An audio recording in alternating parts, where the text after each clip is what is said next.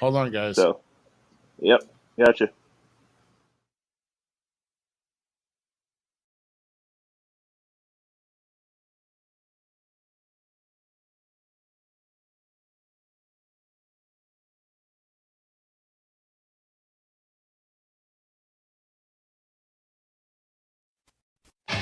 The Falls Count Everywhere podcast would like to mention our friends at the following. For the most intriguing wrestling stories and info on independent shows in multiple regions, nobody does it like We Talk Wrestling. Subscribe to Facebook's #1 interactive community for professional wrestling today. Pro wrestling on Tuesdays are a blast with the Wrestle Talk podcast. Join the entire crew every Tuesday at 7 p.m. as they bring their takes on the major circuits, showcase interviews with various indie stars, and news on the #1 fantasy wrestling promotion, the FWWC. Visit them at facebook.com/WrestleTalkPodcast and at WrestleTalkCast on YouTube and X. All of us here show appreciation and love to our first responders, military, and volunteers that help our nation as well as protect and serve us every day. Thank you for all you do. Get ready for episode number 156 of the Falls Count Everywhere podcast, as Rough Cut Rick Ruby and the Gem City Mouth, Zmiz, along with a special guest panelist, review the results, highlights, and the aftermath for some superstars from this year's SummerSlam.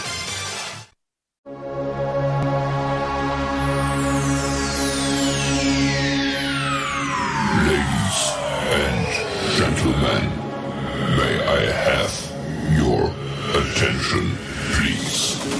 The show starts in 10, 9, 8, 7, 6, 5, 4, 3, 2, 1, go.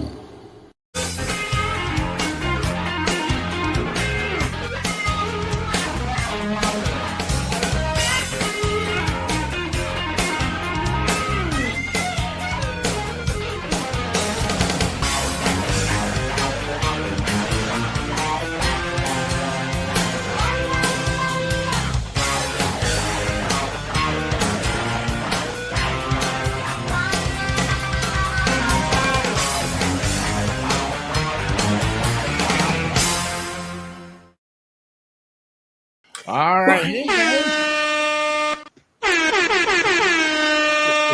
Yeah, let's play more horns as much as we can. Hey, I'll tell you what.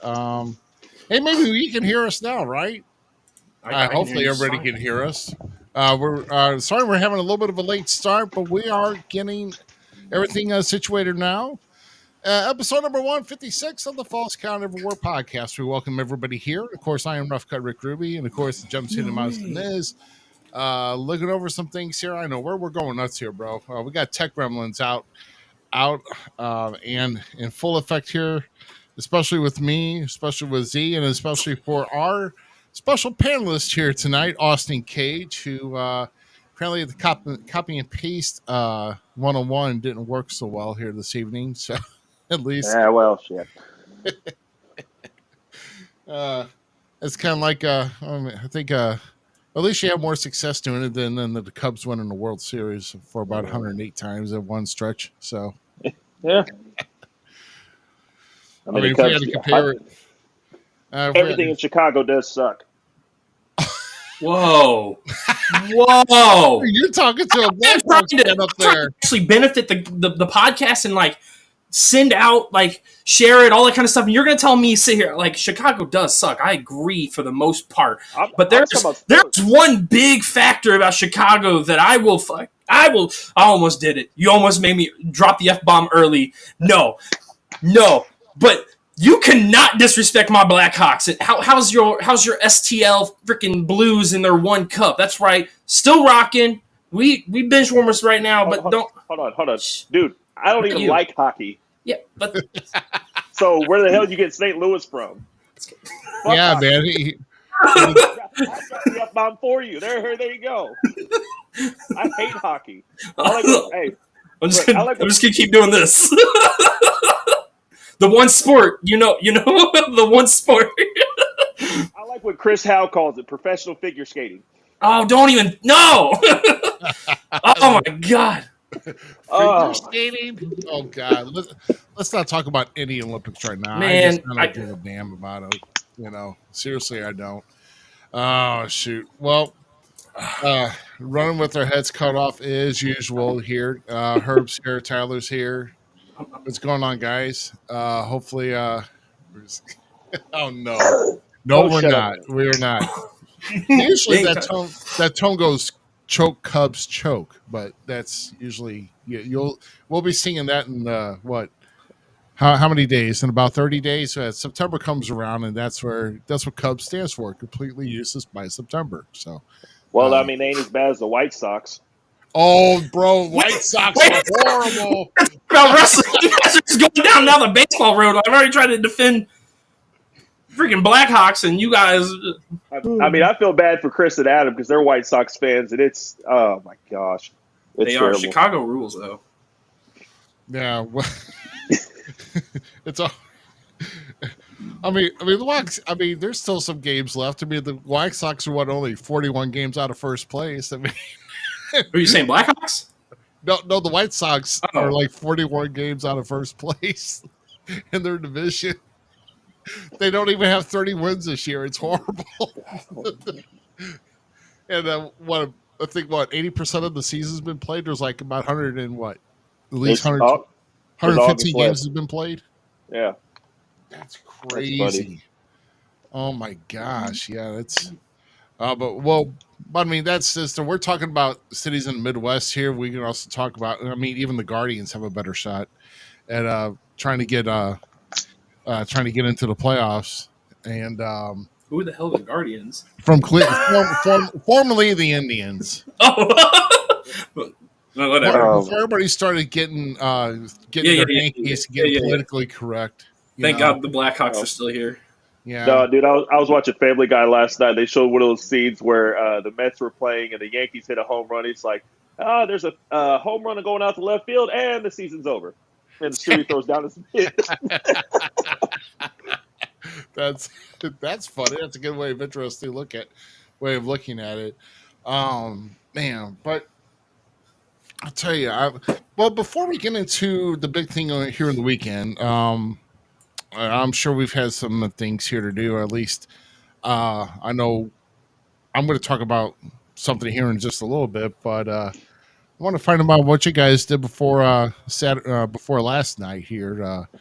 Did we view anything AEW wise? I watched, actually the only thing I did not watch was AEW whatever the heck is after SmackDown. Collision.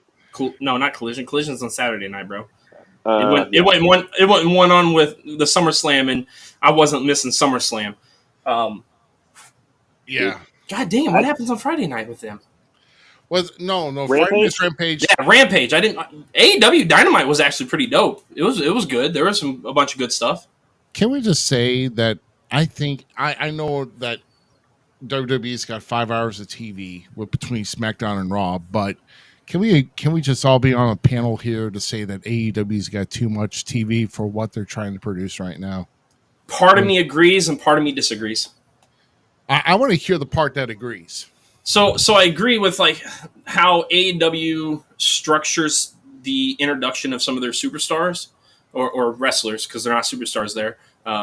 We've been conditioned with WWE to say that. So with the wrestlers and introducing the wrestlers, yes, like guys like us, we're going to see the people and be like, holy shit, yeah, hell yeah, that person's there. But like, if your mainstream dudes flipping through the channel, they're not being introduced in a way that makes sense. So with all that time they are using, they're not utilizing it. And I think that's what's hindering AEW. It's not that AEW has too much time. It's just they're not utilizing it the way that fans of professional wrestling, specifically the mainstream world of WWE, uses their time very, very well, in my opinion, now compared to used to. But AEW still isn't there yet with that. But there's a lot of things they are doing well. Dynamite proved very, very well, in my opinion. This week was very good. And I even caught TNA, and TNA was a hell of a show, actually. So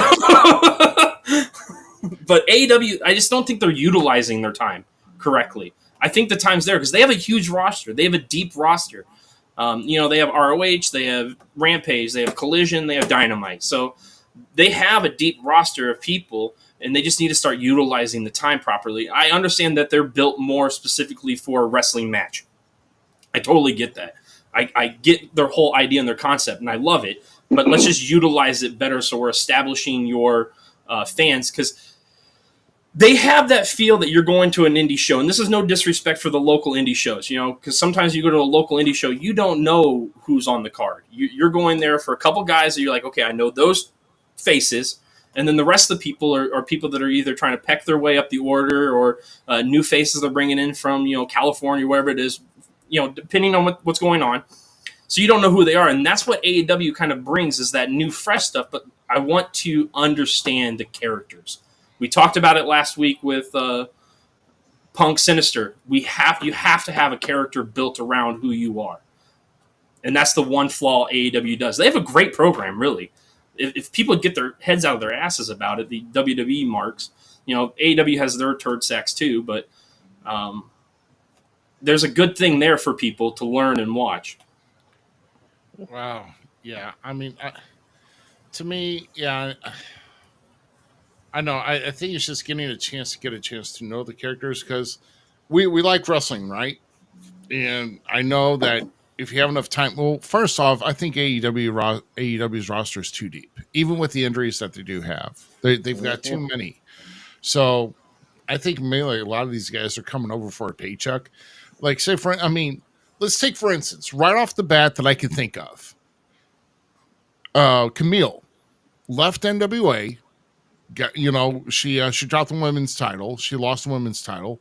And then goes over to AEW. When has she been on TV yet? It's been like 6 months. Hold on.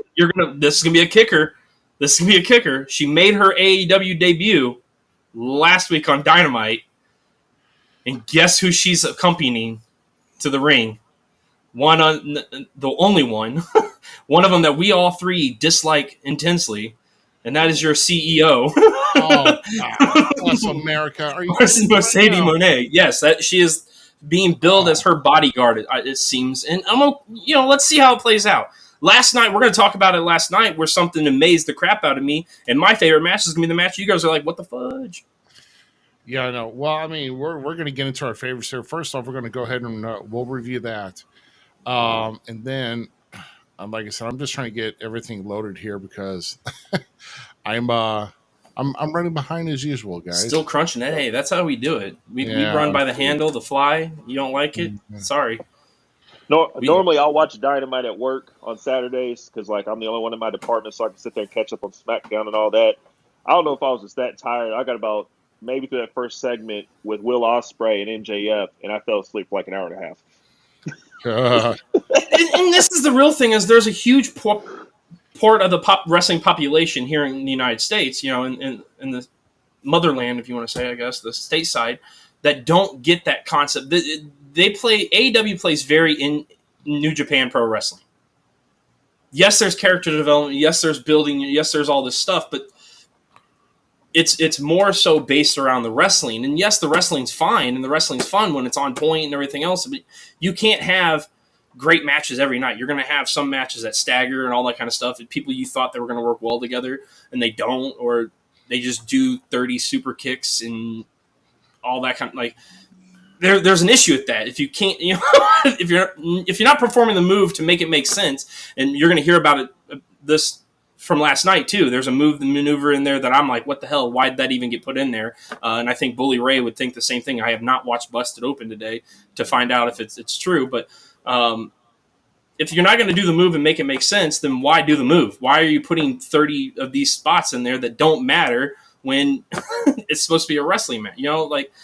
Going above and beyond and doing your spots is cool to a point, and then it's just not, and it's boring and tiresome and all that kind of stuff. Not everybody can be Macho Man and Steamboat and go, 30 minutes and be like, whoa, wow, what was that? You took me on a whole roller coaster ride. Yeah. Exactly. Well,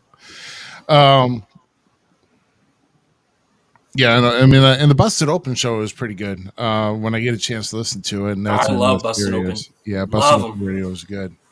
Yeah, I love it here. But what we're going to do here now is let's go ahead and we're going to get some business out of the way here first before we get into SummerSlam. Just real quick here because it's this Saturday night here for you. Z, you going to be at this one? I'm going to do my best. I had a scare this weekend, and we're not going to get into details of that, but I had a scare this weekend, and I don't know if I should be traveling right now, to be honest. I got you. So that's going to be something that me and the IEW commissioner and them talk about. But no, this is going to be an epic show, man. The stage has been set.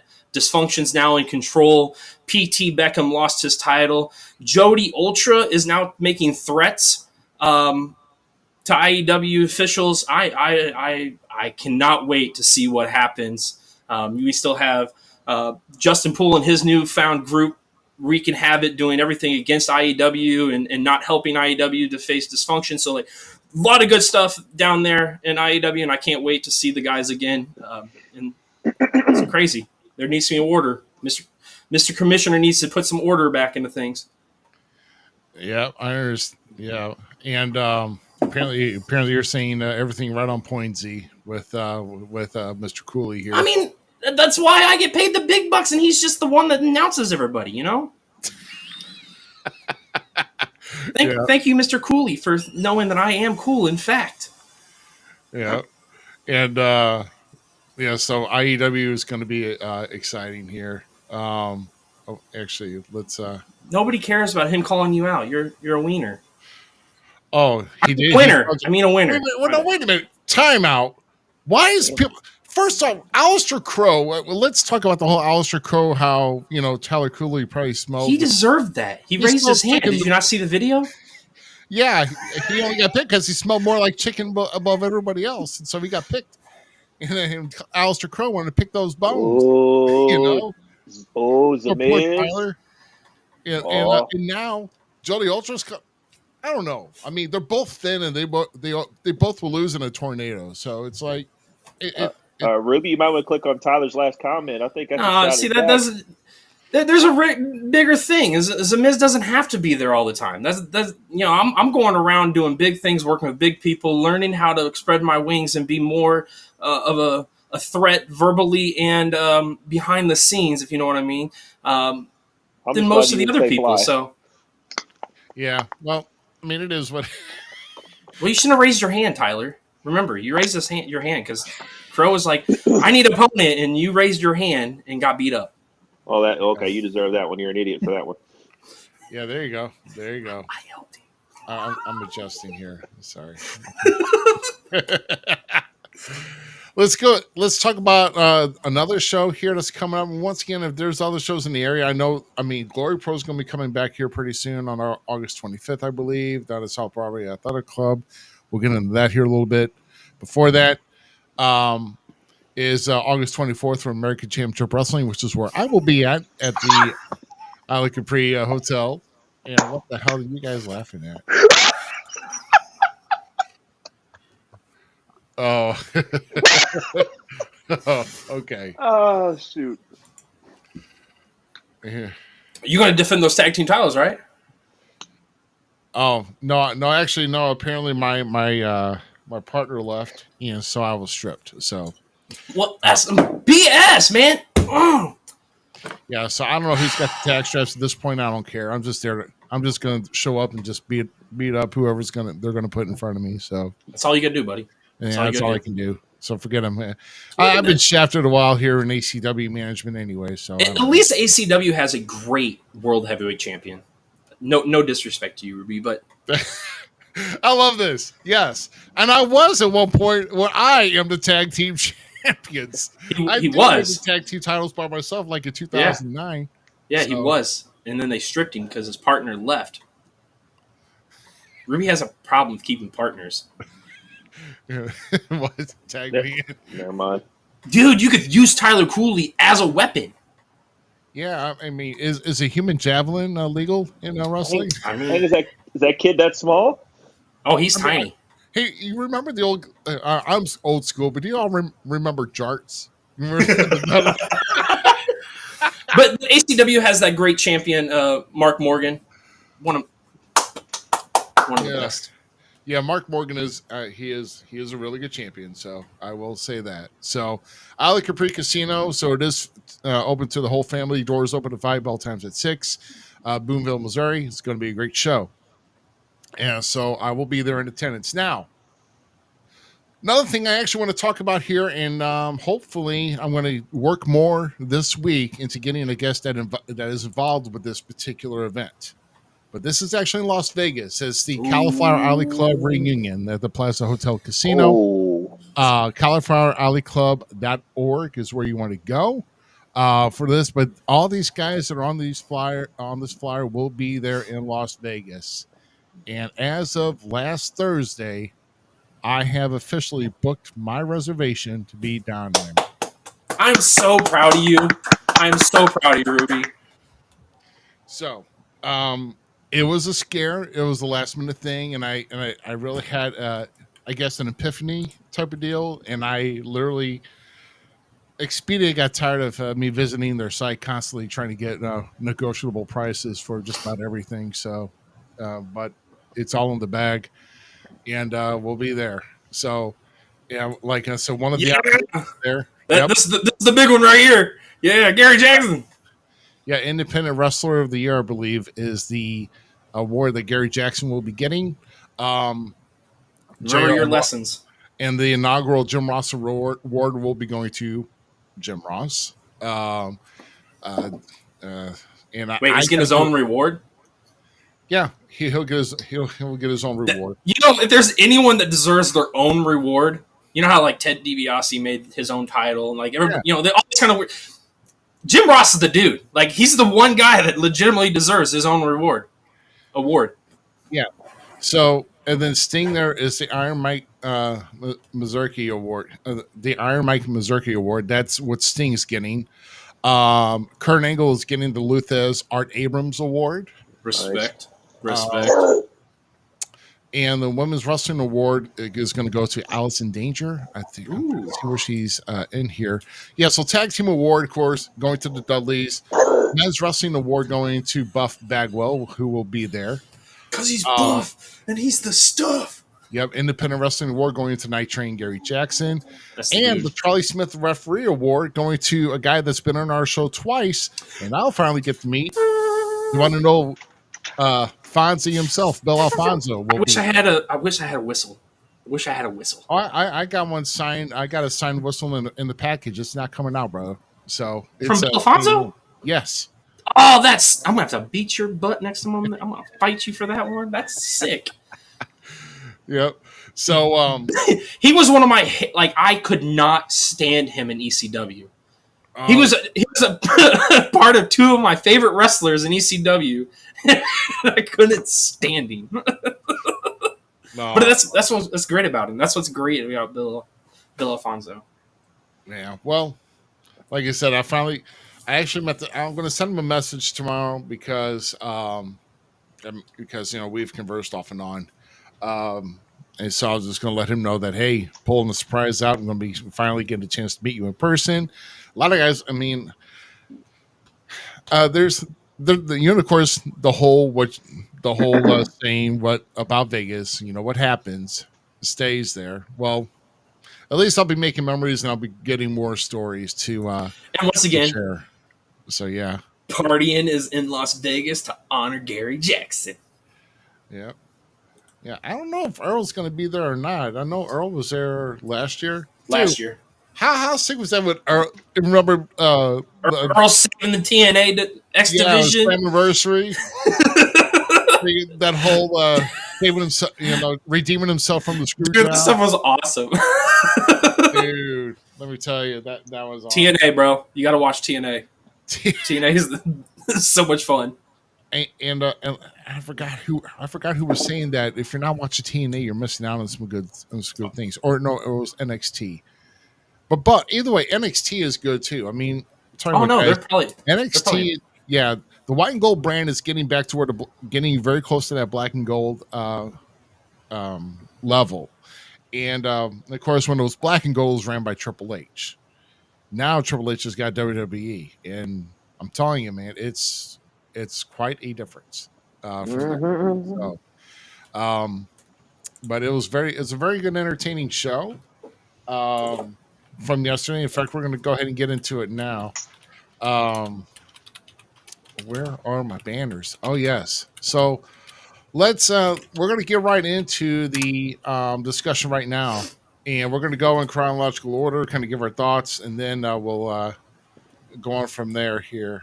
SIC. Let's talk about SICW for a minute. I just remember because I was there last night. Of course, I'm there. Let's kind of go back here real minute, and while I get the others set up here. So interesting in SICW last night. I didn't see coming. Two things I didn't see coming. The LA Hustlers got dethroned again. By fight or who? Yeah, well, first off, Lucky Pre Larson was not there, and Steve Lee wasn't there. Not good either. And Travis Cook was basically watching over the whole camp for one night only. And so apparently the new tag team champions are Billy McNeil and Volatile Curtis Wild. And and there is some, because it was a Donnybrook at the end, all four were going at it, and with the referee's back was turned, Rough Shot Lamont Potts did get thrown over the top rope. In the SICW, if you get thrown over the top rope, you are disqualified. So they didn't see it. Bradley got taken out on a big double team move, and the three was counted, and we got new tag team champions. So there's going to be some debate about that, and Lucky P is going to come back and not very happy. No, that's me one upset lawyer. Yeah. Can we see a four-time? Because I didn't see really. I know they tagged off and on, but I didn't know. And of course they've been very good competitors. So, give me 1 second here. There we go. Okay. There we go. Okay. I'm sorry. I'm losing my wits here. Yes, Haku. Apparently, it was ironically because I was following timelines last night as SummerSlam was going on. So, main event of SummerSlam that just started. The main event for SICW started, and it was going on, and Haku apparently, let's say, he had some bloodline influence last night, and did a total turn on the referee, special guest referee Danny Boy Hawkins, and sided with Attila Khan. What? Yes. So Haku, and it's real funny too because Herb, I don't mean to pick on you here, but Herb posted a picture of him and Haku together, and there was like a red X over Haku. It looks like one of those pictures like you would hang, like, if you had like hung in your locker in high school, you're like, forget this person, you just mark it out with like red marker. That's what it kind of reminded me of. Oh, the yearbook. Yeah. Draw funny faces on it. Her's out here. Then you write on then you write on like the side where the white space is why you hated them or something. Yes. I love it. We need to yearbook that Canadian out too. Then. Oh God, that's funny. And I was singled out last night. Thanks to Dr. Drew Ebenhouse, of course, because me being there, I was there in attendance. I was not part of the show. I was not on the card, but I did want to watch it because Haku being there, and it's just I knew a good show was going down, which it was. It was a really good, fantastic show. But at the end, where everybody was getting up and getting beat up, and there's no help in sight, and I'm sitting here waiting back, and there's a fan that comes walking across me. He goes, breaking news too. Yeah. And tore the TV studio up today. Oh man, I'm glad I wasn't there. Well, I'm sorry, Mr. Herb Simmons, that you had to control that. Yeah, but monster. The man walked by. He's like, "Man, hey, they're going to need some help in there." I'm like, "Yep, they sure do." I paid for a ticket today. I'm not even not even getting involved. Yeah, like I just had a beer. I'm fine. Well, it looks like Mr. Herb Simmons has a big plate of food now to deal with, and Haku and Attila Khan being on the same squad. That is just, to me, that is mind blowing. When I saw that today on the internet, I was like, "Oh my god, those two monsters together. That's not good. That's not good for anybody." Where's that out of? SICW is out of Collinsville. St. Louis area. So they're on the Illinois side of the St. Louis area. Okay. Great. So, bro. I know you and I like to go hit up some independent shows around the local area sometime. They're a good one. They're a good one to go see. They bring in some great old legends. The Fan Fest have been one of my favorite things we've done with those gentlemen. Herb Simmons is a blessing to learn and sit down with it anytime I get to. So they are definitely high up on my mark of great companies to go hang out with. Yeah, definitely some great companies, some great people, it's going to be interesting to see what goes from here, because not only did you have that to worry about, and Travis Cook, of course, tried to run as much as he could last night with everybody running in, and of course behind Haku and Attila Khan and everybody else in Devastation Incorporated, but Herb's been dealing with so many weeks, months, whatever, of Stephen E wanting to use foreign money to buy SICW and run, and he wants to get Herb out of SICW pretty much. So I don't know. Check is in the mail. Thank you, sir. There you go. Yeah, but no. Let me just say, I sometimes money talks. And I don't know how much of a price tag that Travis Cook gave to Haku last night, but apparently it was enough to do the job. So, and that's what I'm calling. It's crazy, I don't know that man. for a fact, but obviously he's just not going to do that just out of the blue. I mean, hey, man's got to eat, right? He's got to. And the funny thing about it is that right before that happened is when Tonga Loa came in and interfered in the Bloodline Rules match. Literally, like 3 minutes prior, that happened, and then this whole thing with Haku happened. And here's the thing. Here's the thing about that, Ruby. Where do you think they learned it from?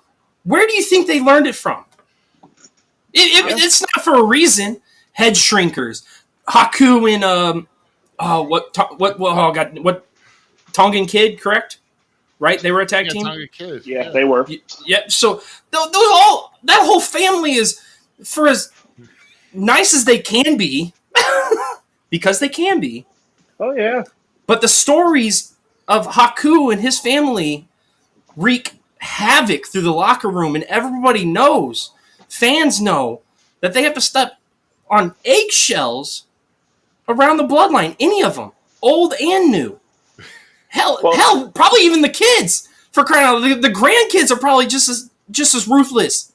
There's like 17 of them now. Like, come on.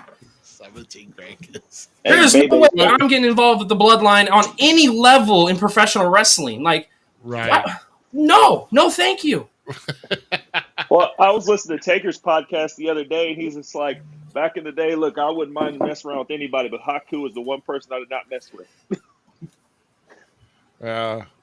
Gary Jackson facing Peyton Ayers this Saturday night. So apparently there's a show in Monroe County Fairgrounds in Illinois. So nice. Danny Boy is the special guest ref. I'll tell you what, Danny Boy had his butt handed to him last night. So I'm sure he'll be able to pick himself back up.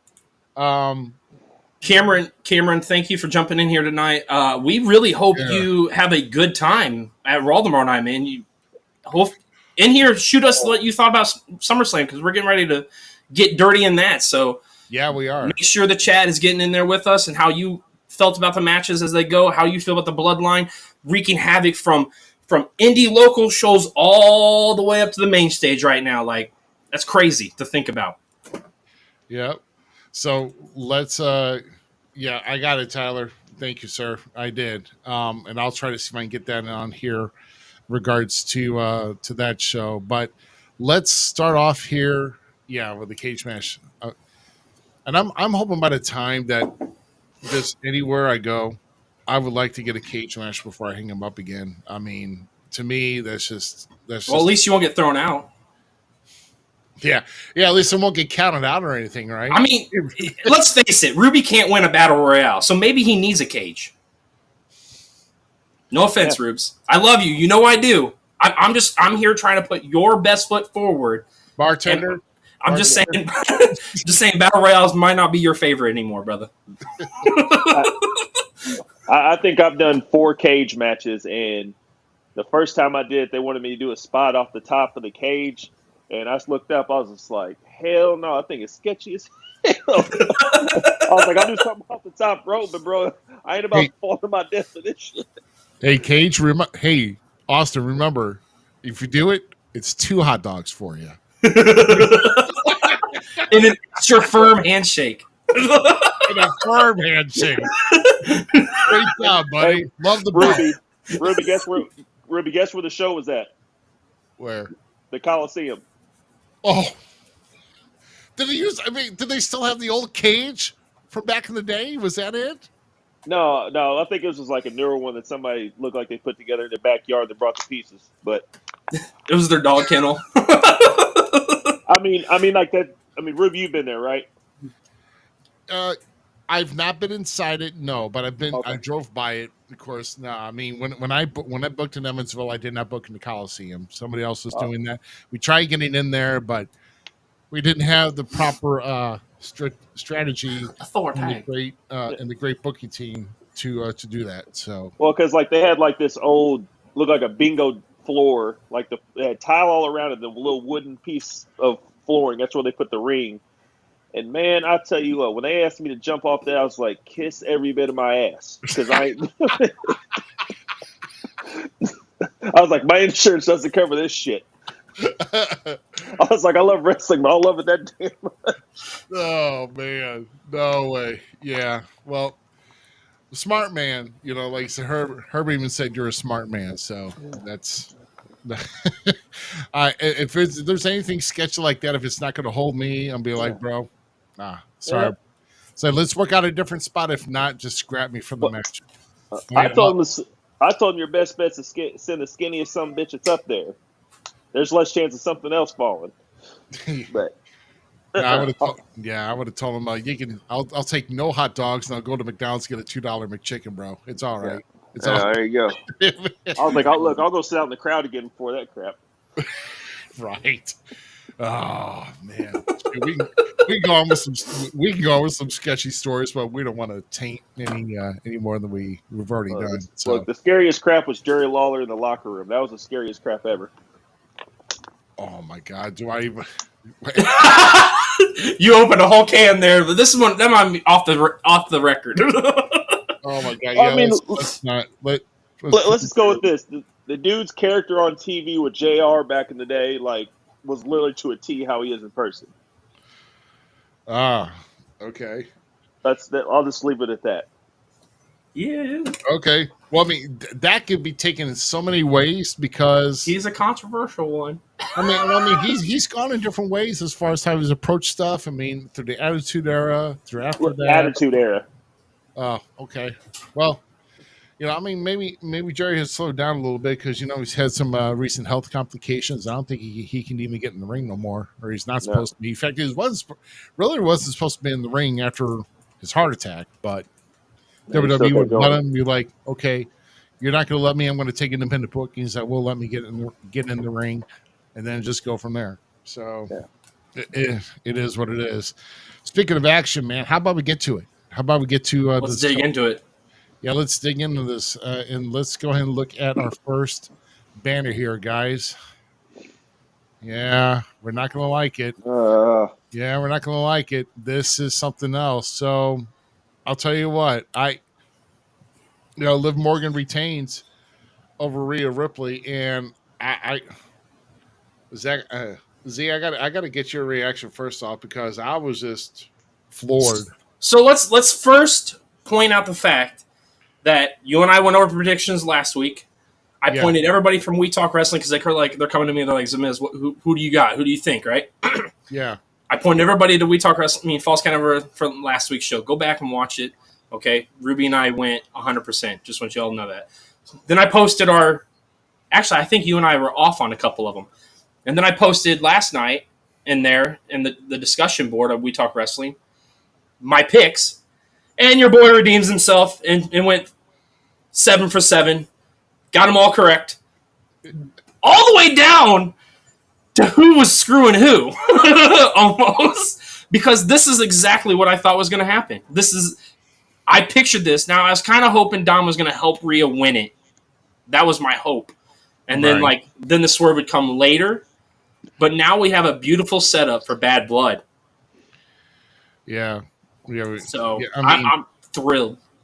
It's gonna carry it for a while. So Austin, what was your what was your kind of reaction to after the match? Well, let's just say let's take right before the end of the match as far as the involvement with the chair. Yeah. Okay. So I mean, I like the way they did it. Like Dom pretending like he was helping Rhea don't get disqualified or whatever. They set it up perfectly with that, I think. And then the way he goes to the other side of the ring and slides it under to her. He was trying to help Mommy at first. Yeah, that's what I'm saying. Like he tried to pull the chair away from her so she wouldn't get disqualified, but they set that up perfectly. And I'm glad that they didn't miss that chair. Rhea took that bump perfectly, smack dab into that chair. So some people only catch like the edge of it. She caught square in the middle of the chair to take that finish. So yeah, I loved it. Yeah, man. And then sealed it with the kiss. That was even better. Here's the thing. Okay.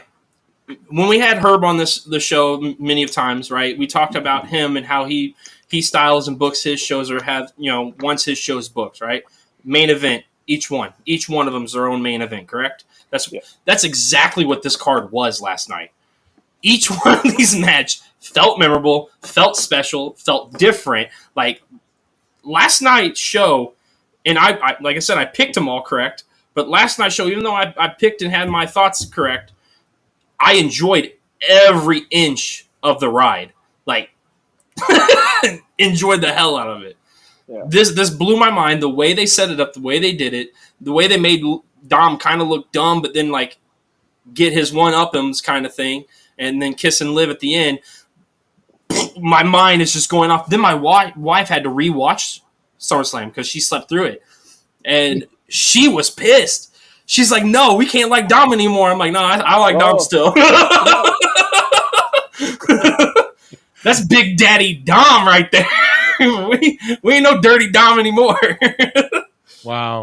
You know what I'm curious about is like how the hell, like I know this is all an act and everything, but how the hell is his actual wife feeling about this? He gets licked in his face by Rhea last week, and then he kisses her at the end of that match. I'm like, he's about to be buying her all kinds of stuff. Like, look, baby, let me do this, and I'll buy you this. He embodied his final form of Eddie Guerrero. That's what he did last night.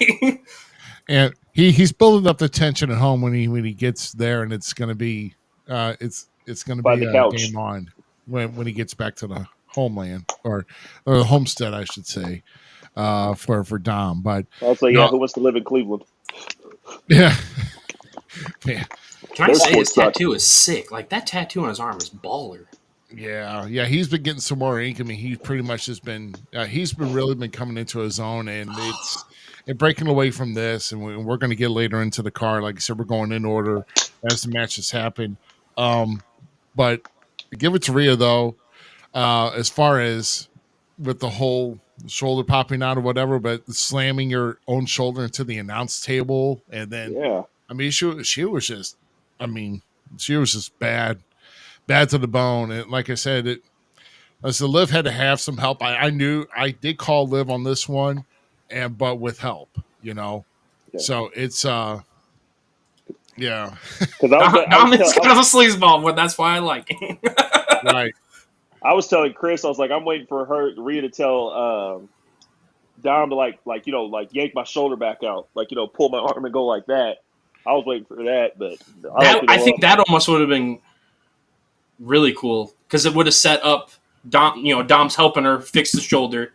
Then if she would have got, the chair and tried to hit her with the chair kind of thing, and now it kind of plays into him helping her to get the match, and then the swerve at the end would have been sick. But okay, so one of the guys on We Talk Wrestling posted that. Now think about this. Think how cool Bobby, I think, who posted and said this. What if WWE, because like Triple H said at the conference, they're open for business and working with other companies. What if finally the egos could put aside and we could have like Aleister Black and those guys come from AEW to help Rhea and Buddy be there to like lift her up against? Oh, that'd be magnificent, but that's for hopes and dreams. Did you see that tweet that Buddy put out though? Oh, that he wants to kick Dom's ass. But then he put out another one where he like basically did the same thing Rhea did to Dom. He did like that. Like, to Rhea. Okay, so now with the love triangle becoming the love triangle that it is, do we see Monday night maybe a little yeet coming to the rescue? I mean, you see, I made that post. I know, I saw those. Dude, yeah, we'll what about the one with Rhea on Tinder? Oh God, I gotta find that. Dude, that was Rhea on Tinder. It's freaking. It's so funny, dude. Shoot. But yeah, that could be a good tag team match or whatever, though. Shoot, let's get into the next one. As far as our next, the big dog barks loud at the dog pound. That's right.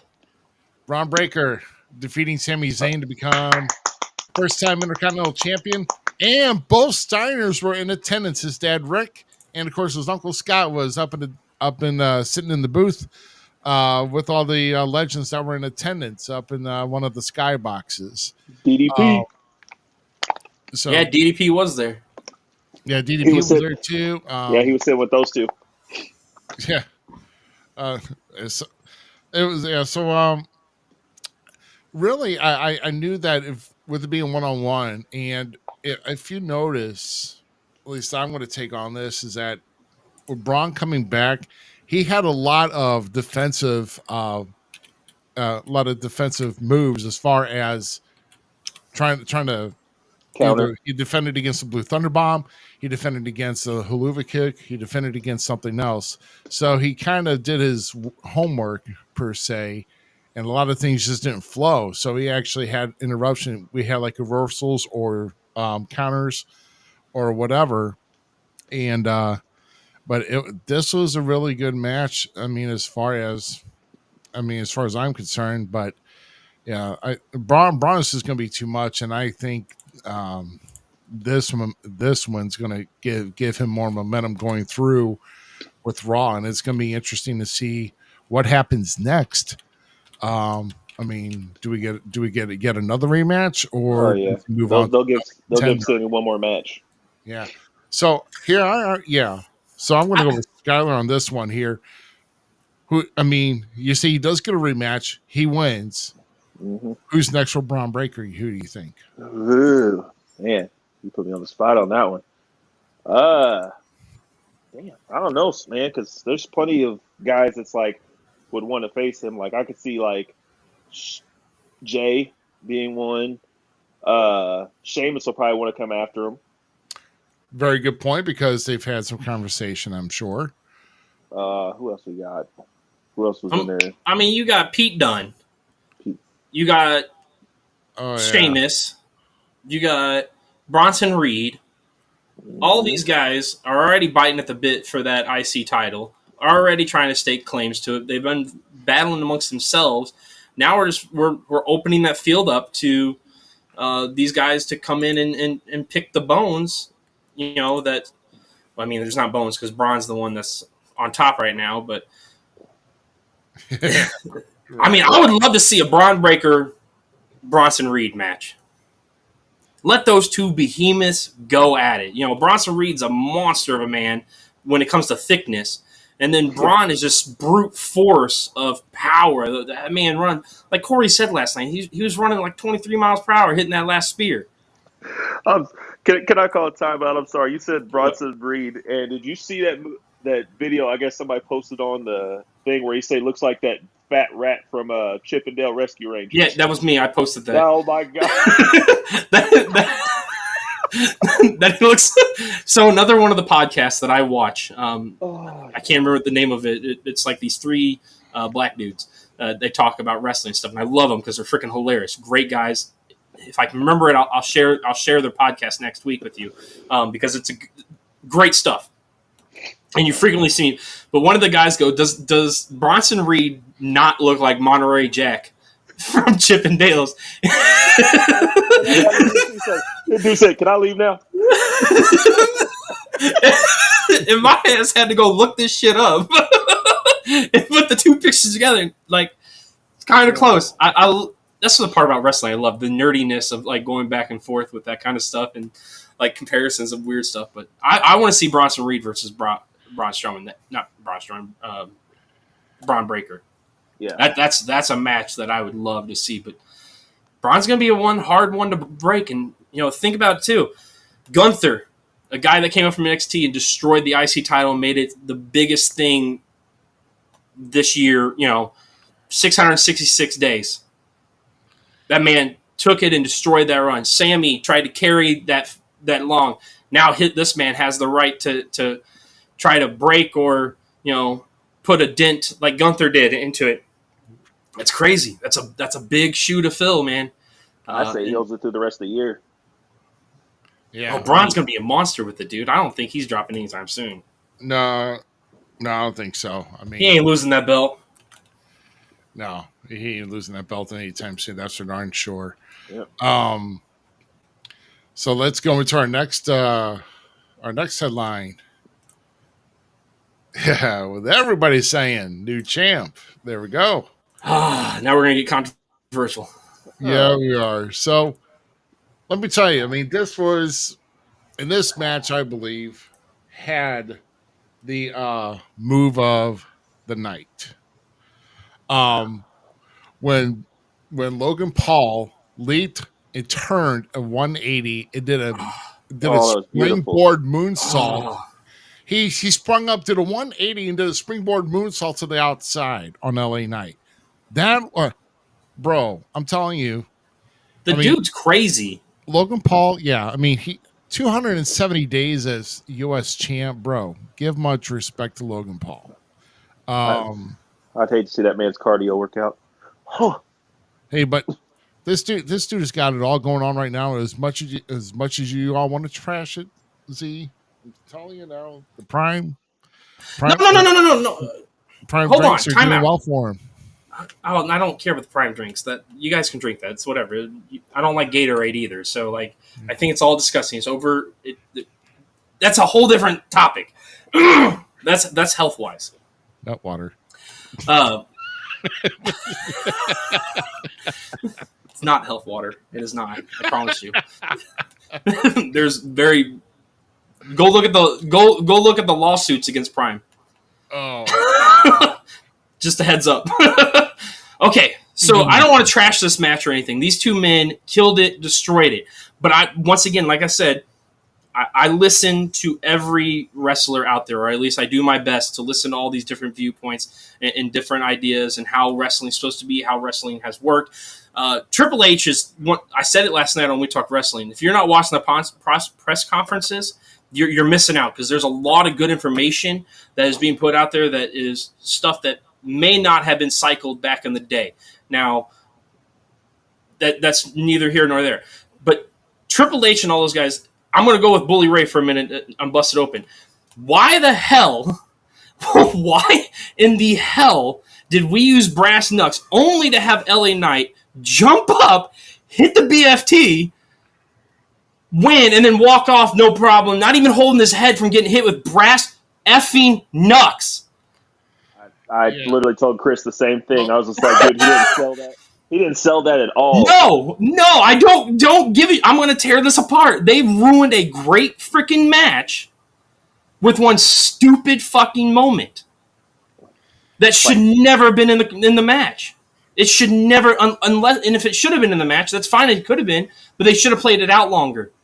Well, I know. Go ahead. I'm upset about it. Let me just interject just one thing. Okay, first off, the Nucks that were given to him were from MJK or MGK, whatever, skinny dude, whatever. That Malibu's most wanted. Another guy that will lose in a tornado. Malibu's most wanted. So they were on a necklace, and they were not even really brass, for one. I don't care. They could have been paper mache for all you know. Okay? No, you want me to think these are metal knucks, man? Come on. Just stop it, Ruby. Stop it. It should not have been done. It should not have been done, plain and simple. It was made from aluminum cans. It is Cleveland. It is Cleveland. Well, I told Chris this. I was just like, okay, you want to keep brass knuckles hidden, right? But they kept that stupid chain on there to make it look even more obvious so you could see it. The chain should have been taken off before he hit him, because the ref could have easily seen the damn chain, but he supposedly didn't. You can't miss that. I was like, that's so damn stupid. Yeah, but that whole angle kind of ruined the match for me. This was a hell of a match, okay? Hell of a match. Both guys performed extremely well together. Yeah. And I would love to see it. I don't want to see Sammy Braun again. So, a third match for me, I'm kind of out. I don't want to see it for some reason. These two, I would love to see go at it again. I'm cool with them going at it again. But don't give me some goofy-ass finish. If you're going to put some brass knucks up in there, hit the dude with the brass knucks. That just shows that Logan Paul's a bitch. Yeah. He can't even hit him that hard with brass knucks. And he has a titanium hand, supposedly? Come on, bruh. No. Well, no. The only way that would have worked is if, Logan Paul would have, milked it for a couple of seconds before he got back in the ring. I mean, yeah. LA should have been, dazed, laying on the ground. Logan kind of, outside celebrating about it a little bit, then slide back in. Then the BFT, it would have made more sense to me. But, it just didn't. It was so quick. It was so quick to the finish, and it just didn't. Why? Yeah, then no sell after he got the pin. Now, another thing is, what's the old boy's name? The Malibu's most wanted. What the hell is his name? MJK. MJK. MKJ. Okay. Whatever. Look, I told Chris, I was like, Megan Fox's wife, right? Her husband? Yeah. I don't know how the hell that happened. Yeah, I told Chris, I was just like, that shirt is straight out of Goodwill. Bro. I remember people used to wear those, and I'm like, 2000 was calling us wanting their style back. Yeah, I'm like, it wasn't even cool then. He went thrift shopping. What? I was like, I guess he ain't had too many hits lately, but jeez, never bring him back. The only time that he was on TV and it was great is when KO powerbombed his ass off the stage. That was great. I agree. That was great. Other than that, never bring him back. He only had 2 defenses, not great. Logan did fine. We don't need long term. They don't need to defend every night. They're going for longevity of their wrestlers. If you've noticed, yeah. You don't have to wrestle every. No, we're in a different era of professional wrestling where they're trying to protect their guys. Yeah. Now, I thought it was kind of funny, though, when he pulled up in that truck and he tried to bust out that window. It didn't happen. It didn't go the first time? I must have been cooking when that happened because I didn't see it. Yeah, he pulled up in that Prime truck, and then he had, a metal pole in the back seat, and he went to, hit it with the end of it. It dinged. It went ding. I'm like, what the hell? Oh, poor Ellen. It was a great show. I just didn't like the brass knucks at the end. It really ruined this match for me. I just was like, no. Yeah, I agree. I didn't. The only other thing here is there was a jab. It wasn't a full swing. So I don't know. I can. Okay, that's fine. We'll go with that. We'll go with that. It was a short little. We'll have to. You never know. And we didn't get a good camera angle on that. His foot was in the rope too. Yeah. So it. It could. Oh yeah, at the end, yeah. It was underneath. So yeah, I get it. It hurt me. It hurt me altogether. What? Okay, here's another thing I want to address because I know it happens it happened in every match, so it don't matter which one we talk about it. But those earpieces that the referees are wearing looks like a headpiece from the 1980s. That's how the big ref cam. I don't like it. Yeah, the ref cam. I'm not a fan of the ref cam either. Don't do that again, Triple H. It looked like a bad hearing aid. Stop doing that. Seth just took his and threw it out. Yeah, he didn't like it at all. No, he didn't. Thank you, thank you, Seth. That's not happen again. Yeah, no, that was funny. What was? Oh yeah, let's go ahead and get on to our next one. Let me get to my banner. And let's do a recap real quick. Once again, so glad to have X back. You are killing it. Thank you for going strong. YouTube is up there with right now in the mix. Facebook's leading behind. They are behind the 8 ball. You guys are behind. Right, though, but it's been stronger. Thank you guys. Thank you guys. Thank you all for coming. Share it out if you're enjoying the conversations. Please put in your things and your hot takes on last night's show too. Let's keep pushing it, guys. Thank you so much for joining us. Yeah. And Austin, if you got to get up and go to the bathroom while we talk about this, I can understand. But, No, you can't. You can't go to the bathroom with this because I'm going to take the lead on this. You're not even going to talk about it. Okay. Last week, I said that we had to say nice things about Nia Jax. I still don't like the woman, so stop. Okay? Don't even. You're already getting hot, and I can feel it. Like, stop. My back sweat's already going. This was legitimately my favorite match of the night. Nia Jax comes out the win. It's not who I wanted to win. I wanted Bayley to win. I'm with you all. Nia, I'm not sold on Nia, but she has Stiffy time with her. I mean Tiffany time. What? No, you stop. Nia Jax got the win because the great Tiffany coming with the distraction. This was a stellar match. This was an amazing female match. You cannot deny both women brought it. Both women left it all on the field. And I have to say, I think this match was better than their NXT match, too. This match was awesome. Bayley with the damn power bomb. Bayley walking out of the corners with Nia on her shoulders, laying her out with a powerbomb. Come on, bro. Nia and Bayley brought it. They were the true MVPs of SummerSlam for me. I'm going to say it right now, 100%. Bayley, Nia, destroyed it. My favorite match of the night was, yes, BBL Bayley. 100%. But no, it was a great, and Tiffany trying to come in and sneak in and do the cash in, only to have Bayley hit her and be a distraction for Nia to come out and just destroy her with some annihilators. Yeah. I'm not saying I'm a fan, but I'm starting to respect Nia. Nia, you changed my mind. You have changed my mind, dear. You're still trash, but you've changed my mind. Well, yeah. I'll say I don't know if she's changing my mind just yet, but I think BLB means for broken leg Bayley because I'm surprised her leg didn't break picking Nia's ass up. Oh fuck! Yeah, that was a baller power bomb.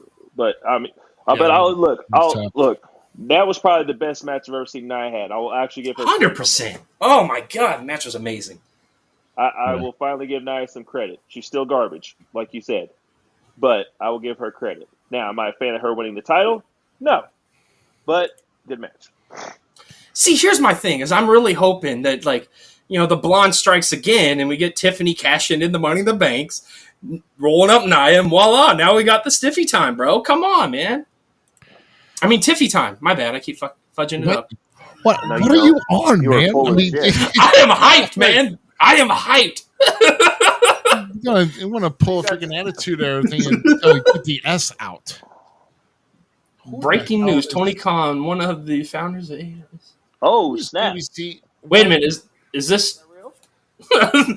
Timeout. No, don't show that. That's no. I'm not showing it. I'm checking. I'm doing research. Yeah, leave that there.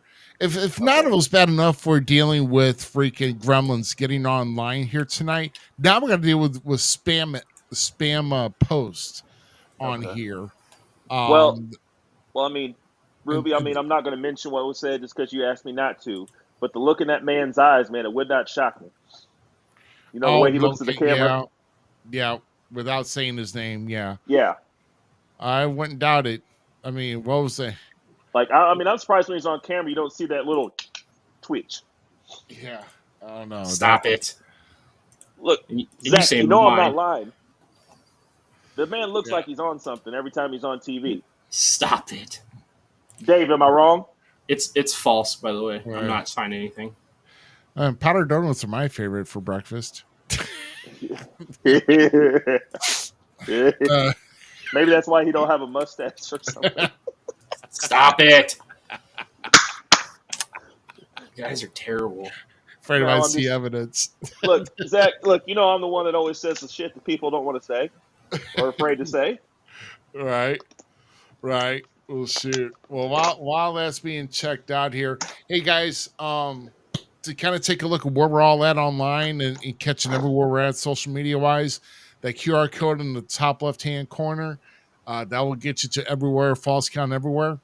And I don't know if you guys noticed here. Oh my gosh. Oh, they need to get a life. Oh my gosh, I don't know who is doing this. Holy cow. Somebody needs to get laid severely. Yeah, somebody in Britain apparently. Yeah, Dean, how's it going, my friend? I love this, Terry. He's not addicted to just the way it smells. That's terrible. That's horrible. Funny. But no, a good joke. That is a good joke. Back to the real thing. This was a stellar match. It was an amazing match, and I'm very happy with it. It was. What do you think about it? How do you feel about this match? Yeah. Me, I mean, I was kind of disappointed because I did not get this because I picked Bayley to overcome. Mm-hmm. Hopefully, to put Nia to knock Nia off her throne, but I will say I will give it to Nia. I do like that made crown for her. So I'm hopefully for the press conferences and stuff. That was sick. For her entrance and everything else. Oh, okay, she wore it out. I didn't see that. She wore it out. Yeah, that was specially made. I was trying to cook dinner, so I apologize.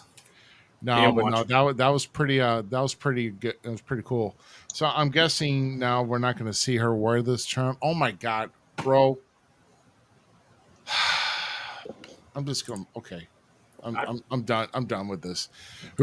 There's somebody that's posting in our inside comments here that is apparently it's probably false news, and I don't know.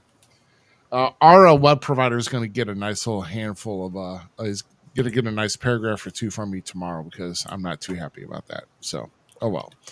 I mean, I wish I could say what I want to say. I might scare them off, but you guys might not have me back on. Be good. I like to keep a channel going. I know that's what I'm saying. I thought So how about we do this? Let's get to our banners and let's get to the next one here. But Ruby, they had to make a special size crown for Nia with that Samoan head she's got. I know. Was it double coconut or? Yeah, that's what I'm guessing. You guys are wow. Look, Samoans got big ass heads. Oh yeah. I mean, we saw Solo using his very well last night. Yeah, circumference of a pumpkin. I get it. So. But yeah, well, let's take a look at this here. I got a couple shots here for you. Apparently, Drew McIntyre finally getting his revenge, defeating CM Punk, and there's a couple hesitations on both sides, but CM Punk's was a little bit longer. Mm-hmm. And in this photo, Seth is explaining how that it wasn't. They're basically getting into an argument how it's not about him, and Seth actually ended up calling him an a-hole, and Seth went to sleep after that, and then while he was down, Drew managed to give him a swift punt right in the old berries, and then hit the Claymore, and well, to quote Deadpool, right up Main Street. Yeah, right. So there we go. So Drew gets the pin on I call it. I knew Drew was going to because it to me it would have made no sense. And Drew overpowers him anyway. Seth had it out more for Punk than he did for Drew. So well, yeah, that was the whole thing. Is CM Punk kept getting distracted with the fact that Seth's there. I mean, I would have got distracted too. You see the man's bedazzled pants. By the way, Seth Rollins, that ref outfit on flipping point. That was one of the best.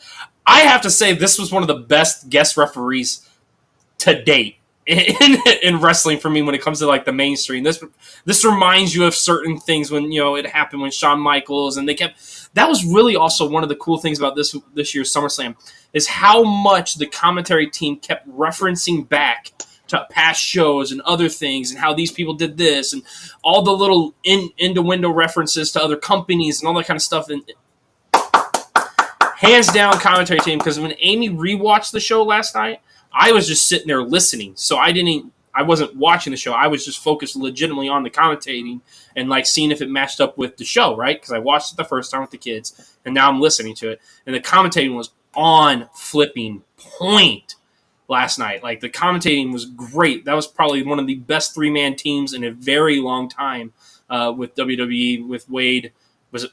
No, it wasn't Wade. It was Corey Graves, Michael, and Pat. Michael and Pat. Those 3 dudes can work together. Hopefully Corey stays around. You know, there's innuendo comments that he's not innuendo, cryptic messages that he's put out on Twitter and stuff, or X. So we'll see what he does in the future. And Michael Cole is going to SmackDown, I guess. And that one guy is coming to Raw. So changes come. But Seth was CM Punk was just too fixated on Seth, and then especially when the bracelet got involved. When the bracelet got involved, holy cow, did that kind of change everything. And I'm kind of open to Seth versus CM Punk, because could we get a Seth, CM Punk, Becky, AJ Lee? Please? Yes. I mean, that'd be all right. Yeah, who knows? It's the first time you're going to have me say, can I get a Becky match? So I like the way, though, that like Punk had Drew in the anaconda vice and he slipped it off. Yeah. Drew at the same time. That was a nice. Well, he was trying to, and then he let it go because Drew got out. Yeah. That was a good way to do that. This match was very WWE, and I enjoyed every minute of it. I was sports entertained. You were sports entertained there. I mean, there's a difference. There's a difference, and this is a very entertaining match. It was what it was supposed to be. Yeah. It progressed the story. Drew got his comeuppance. He says it's done. We know Punk ain't going to be done with it now, because Punk's going to come out for both of them and get his butt kicked, hopefully. Not that I want to see Punk get his butt kicked, because I am 100% a fan of CM Punk. Have been, will be, and can't change my mind. Yeah. But I like all 3 men, so... I bet you that probably it's either going to be Gunther coming out first, or it's going to be this segment tomorrow starting off. Think about these 3 in a triple threat match. Like, keep building this up to Bad Blood with these 3 going at it. This is a Bad Blood match. Like this has Bad Blood written all over it.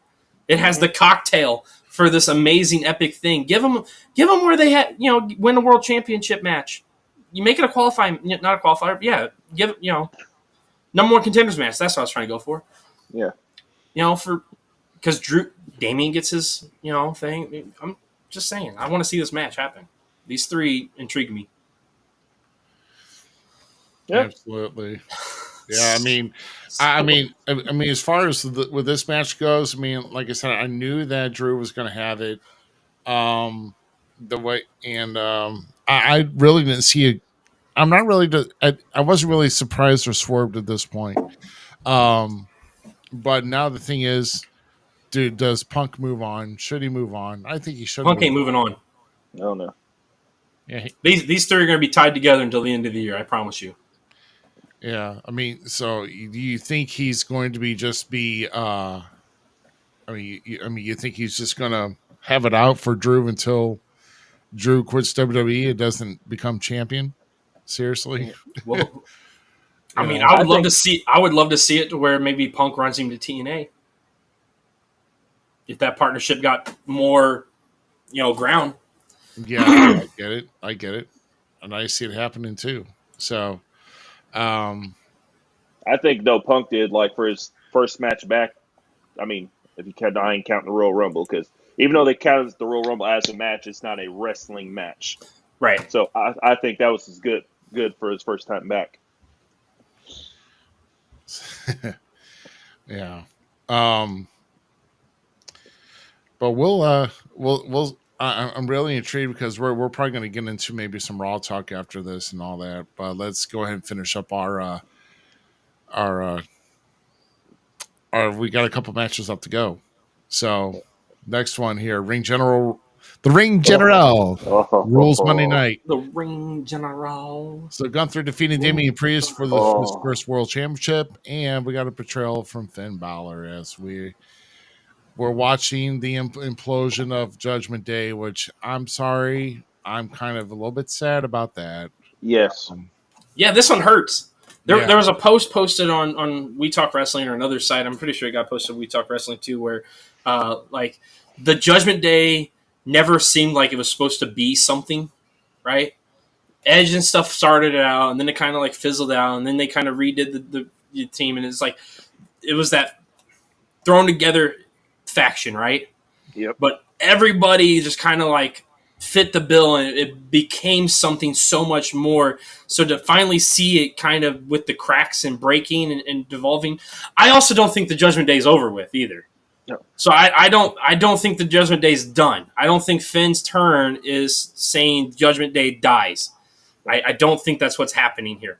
Now Gunther winning, that's crazy because Gunther on his own is a freaking monster and a mauler. The blood rolling down his thing while he's just running around beating Priest. Like, come on, that stuff was visually amazing. That was the first time I think I remember him bleeding. Oh, yeah. I mean, they were smacking the crap out of each other, those two were. No, that damn forearms Priest was giving Gunther was like stiff as I've seen in a long time. They were slamming each other. Like this is what two heavyweights, this is what two monsters of a men are supposed to do. And these two are those gentlemen. They are them gladiators that you hear about that went, 40 minutes for the world heavyweight title. These are those two men. Like, I mean, they didn't do that, but I'm saying that's what I could see out of these guys. Like, these guys could give us an hour program, and I'd sit there on the edge of my seat because these two worked very well together. Priest came out hitting hard. Gunther, of course, came out hitting hard. The power bombs left and right. And then Finn doing the turn. And I mean, my buddy Butch said it from We Talk Wrestling. I saw a little bit of that demon. But I've been telling and I've been speaking about this for weeks now. Because once again, another guy from We Talk Wrestling, Billy, and I have pointed it out that something big is happening with Finn. And we're starting to see that repackage. And now Finn's going to take his leadership role of the Judgment Day because the other two that thought they were in charge are no longer in charge. And it's Finn, JD, Dom, Liv, and maybe Carlito Cool. I mean, he's just playing the PlayStation. So him and Xavier should just join up and just make an up down faction. I mean, that's all these guys do. I'm okay with that. I know this sounds funny, a way of saying this, but like you notice, like my friend Mike Morgan, he was over at Chris's house with us watching the pay-per-view last night. You know how Finn used to wear those jackets out to the ring? Mm-hmm. He always called it a stupid jacket, right? But he always did that as a heel most of the time. And last night was probably one of the first times I remember seeing him in a long time wear a jacket. So it's been slowly being portrayed. Like there has been signs of this whole time what's going on, and the fact that they've put so much emphasis on Liv and Dom and all the fact that Finn and Liv started this crusade way back in the day to end the Judgment Day. Yeah. I'm like all signs were pointing to it. Finn with throwing Gunther's foot. Now, this part did kind of irritate me that Priest kind of rolled him. Like, come on, yeah. Priest. What are you doing, bro? What are you doing, bro? Gunther should have known better to roll. Yeah, but I will say to my wife, actually, watch this match and like, why did he roll him so close to the rope? And I'm like, you knew that was going to happen. I'm like, hey, you know what? There's been times in the old school where even a manager would throw the foot back off the rope with the referee not looking, and they still get a 3 count. And I've seen it happen. Right. But we kind of also knew that if he reached up and made the effort, you knew he wasn't just going to go and grab it and throw it back down. I mean, that'd be like, what are you doing? But like I said, I don't see Judgment Day ending. No. I don't see it at all. I'm happy to Chris.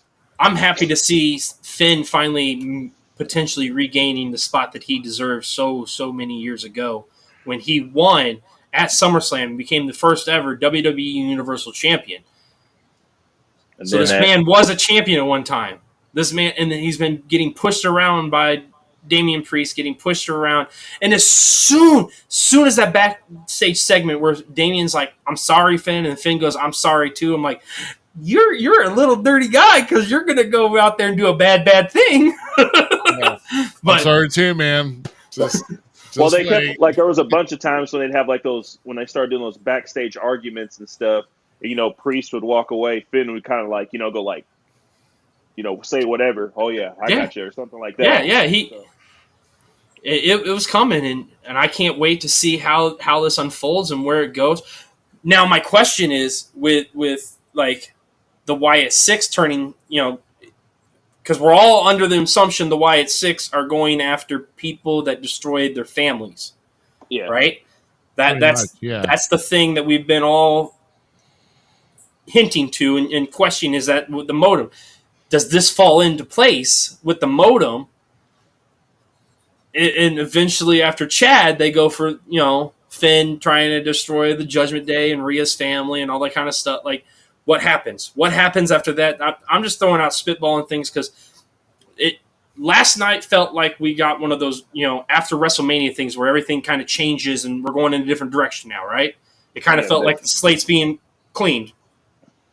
So where does the pieces fall? Where does the aftermath come from? How is it going to go forward? I think Judgment Day storyline breaking up is going to be something for the next 6 months that is must-see TV. Yeah. Yeah. Because I think that, like, because you know how there's always that big thing that happens the night after WrestleMania on Raw. We're going to get, I think, almost as big as that. Yeah. Something along that area. I don't know if it'll be like that, like a crazy thing, but like we're gonna get a good show tomorrow night. I do believe that. Like, we're the day after SummerSlam match. Card's gonna be cool. So. Oh yeah, it's gonna be good. I don't know if you guys noticed the background, but the crowd, the stadium background, that was actually from last night's SummerSlam. If I could. Oh really? Yeah, it is. Let's see. Nice. If I could take, where's my layers? I could actually. Nope, I can't do it.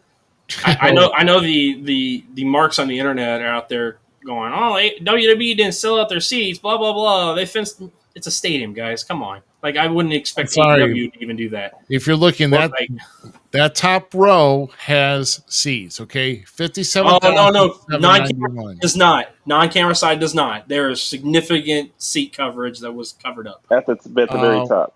Yeah, there is significant coverage. But, see, a lot of fans need to realize on these big things, and being fortunate enough to grow up in the music industry, I kind of understand this stuff. Is at concerts and stuff, they will black out sections specifically so they can have lighting systems and stuff there to have spotlights in that area, all kinds of other stuff. There's multiple reasons why they black out a section. This goes for AEW, WWE. Like, stop pointing out people's crowds, people. Like, who cares? Let's just sell out things and go to the stuff that we love. If you love AEW, you love WWE, SICW, IAW, ACW, whatever. I'm going across the board. Whatever wrestling promotion you like, go watch it, shut up, enjoy it, and that's it. Talk about the stuff you love. Stop pointing out the hate, man. It's getting ridiculous. Yeah, let's I forget about a couple other spots we had. Look at that. Yeah, that's a great fixture right there. I mean, he was about ready to kill him. And then here's the great thing about Damian, though, and we've talked about this. He had heavy shoes to fill because Seth had a good run with the World Heavyweight title. I feel like we've all, fans and behind the stage position, I can't speak for them, but I'm going to say what I think, right? We all had high hopes for Damian Priest. Most people have enjoyed his work. He's a solid guy, enjoyable to watch in the ring.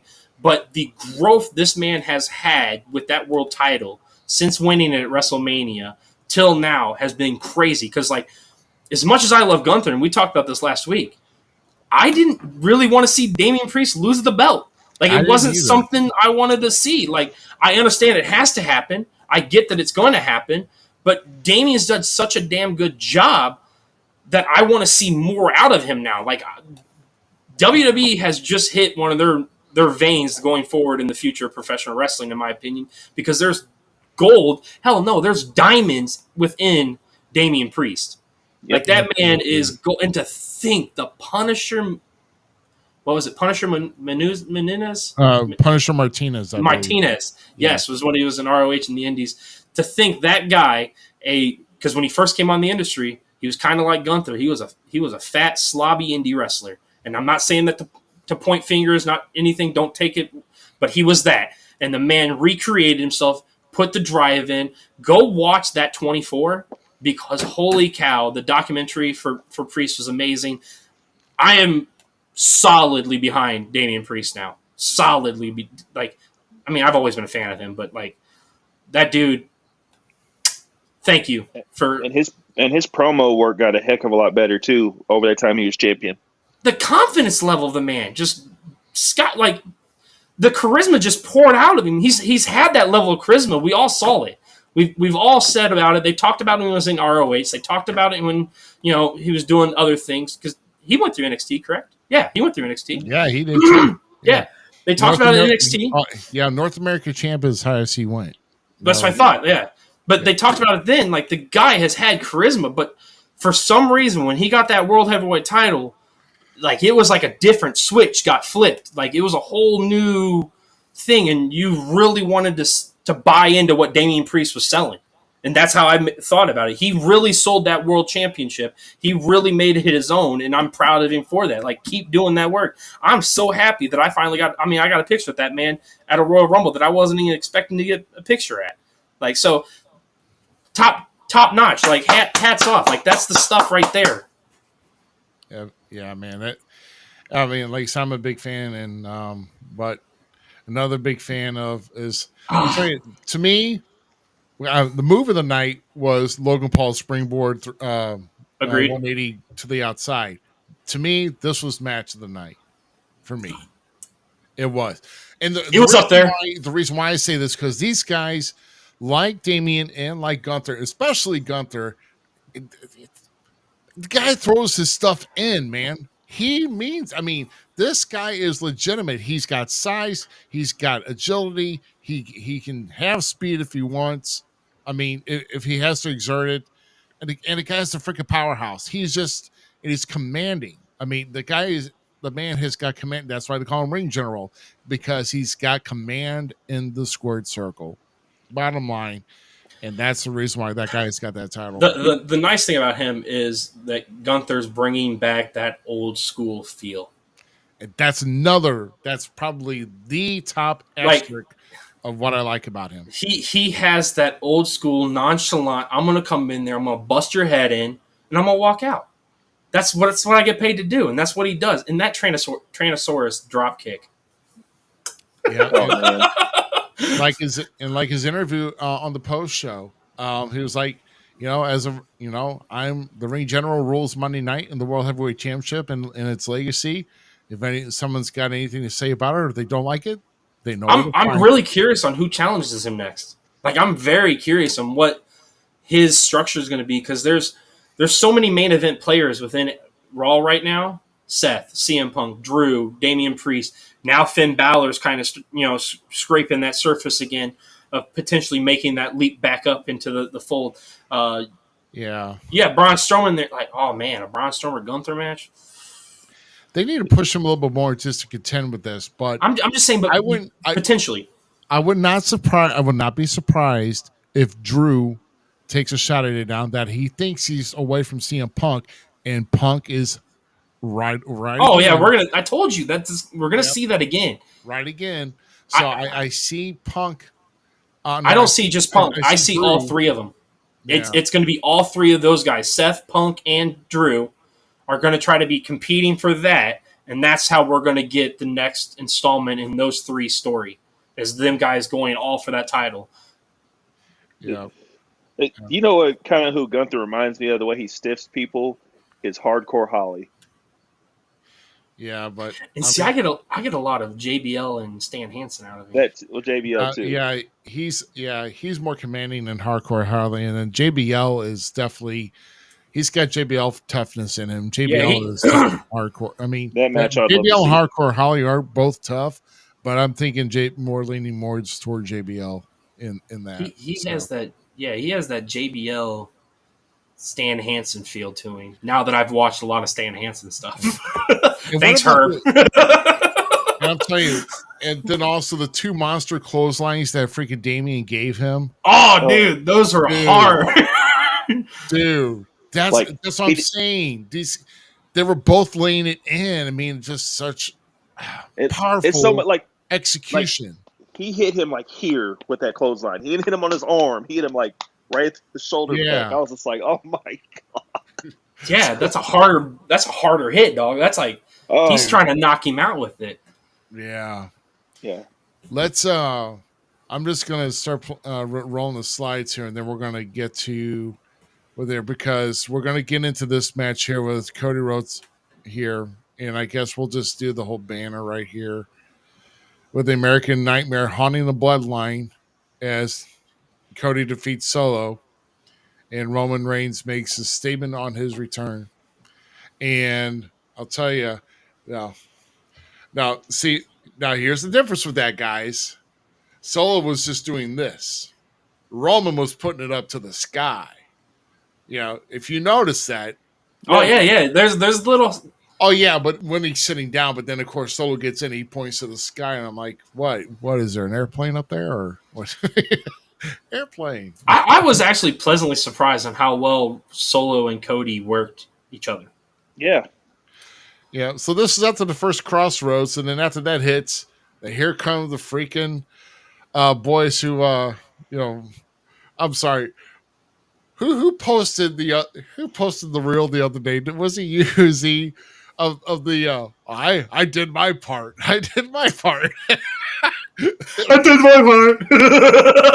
And then gets the tongue alone. I didn't do shit. Yeah, that was I didn't do shit. Dude, I'm laughing at every time. And then with Tongaloa. And that's another thing I wanted to tease Sakura. It's like, hey, are you boys getting along after after the one hit the other in the head, trying to do a blind nut shot? It's Haku beat you up then, didn't he? Nah, he beat you up. I didn't say a damn thing. I didn't say a thing. I'm like, I'm gonna get on this man's good side, and I'm like, I'll probably say something in Vegas, because whatever happens in Vegas stays there. The wiener punch heard around the world. Yeah, that's right. If I come back from Vegas, yeah, very good point. But then after that, we get some help. KO and Randy show up, clear the ring. Okay, so before we get deeper into this, let's take it back to Cody's entrance. Okay.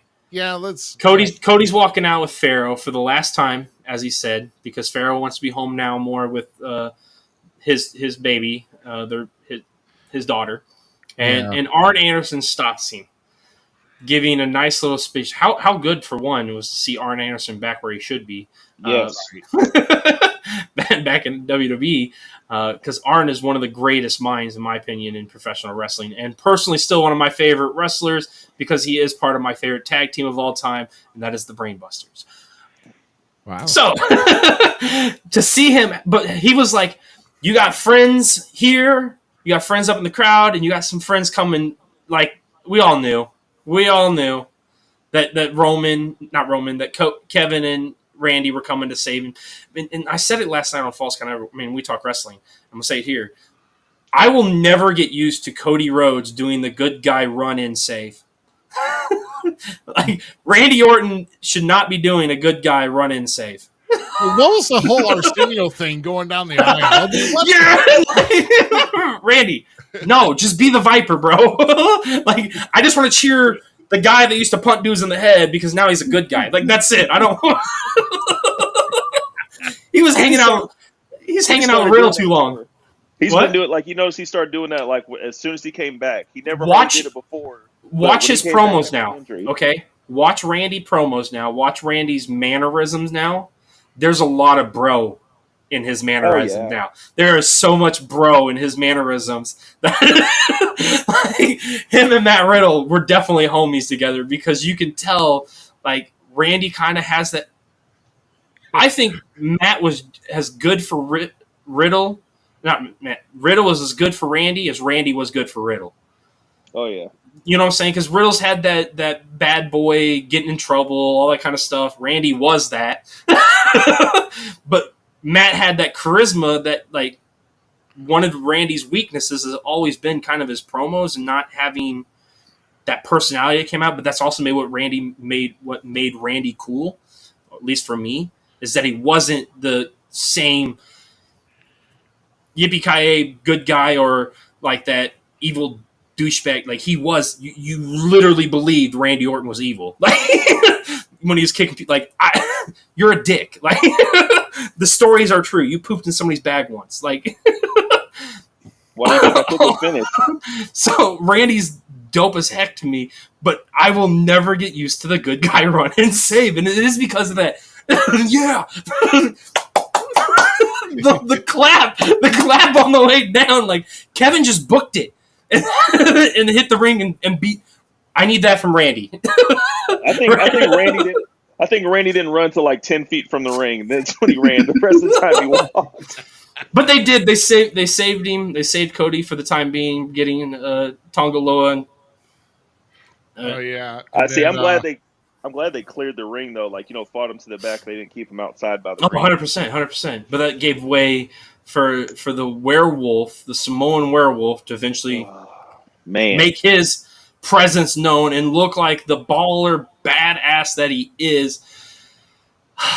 The way they do his moonsaults is insane. He just does it like he's like a lightweight or something. Dude, I mean, Jacob Fatu, this man has been a gift to the professional wrestling world since he started in professional wrestling after prison, going to MLW and so many other promotions, GCW and all that kind of stuff, and has put on clinic after clinic after clinic. And so finally seeing him in the main roster area, like, warms my heart, because he's, besides Umaga, that's one of my favorites, man. Like, it goes Umaga, Jay, Jacob, and that could be intertwined between Jay and Jacob very easily and very quick.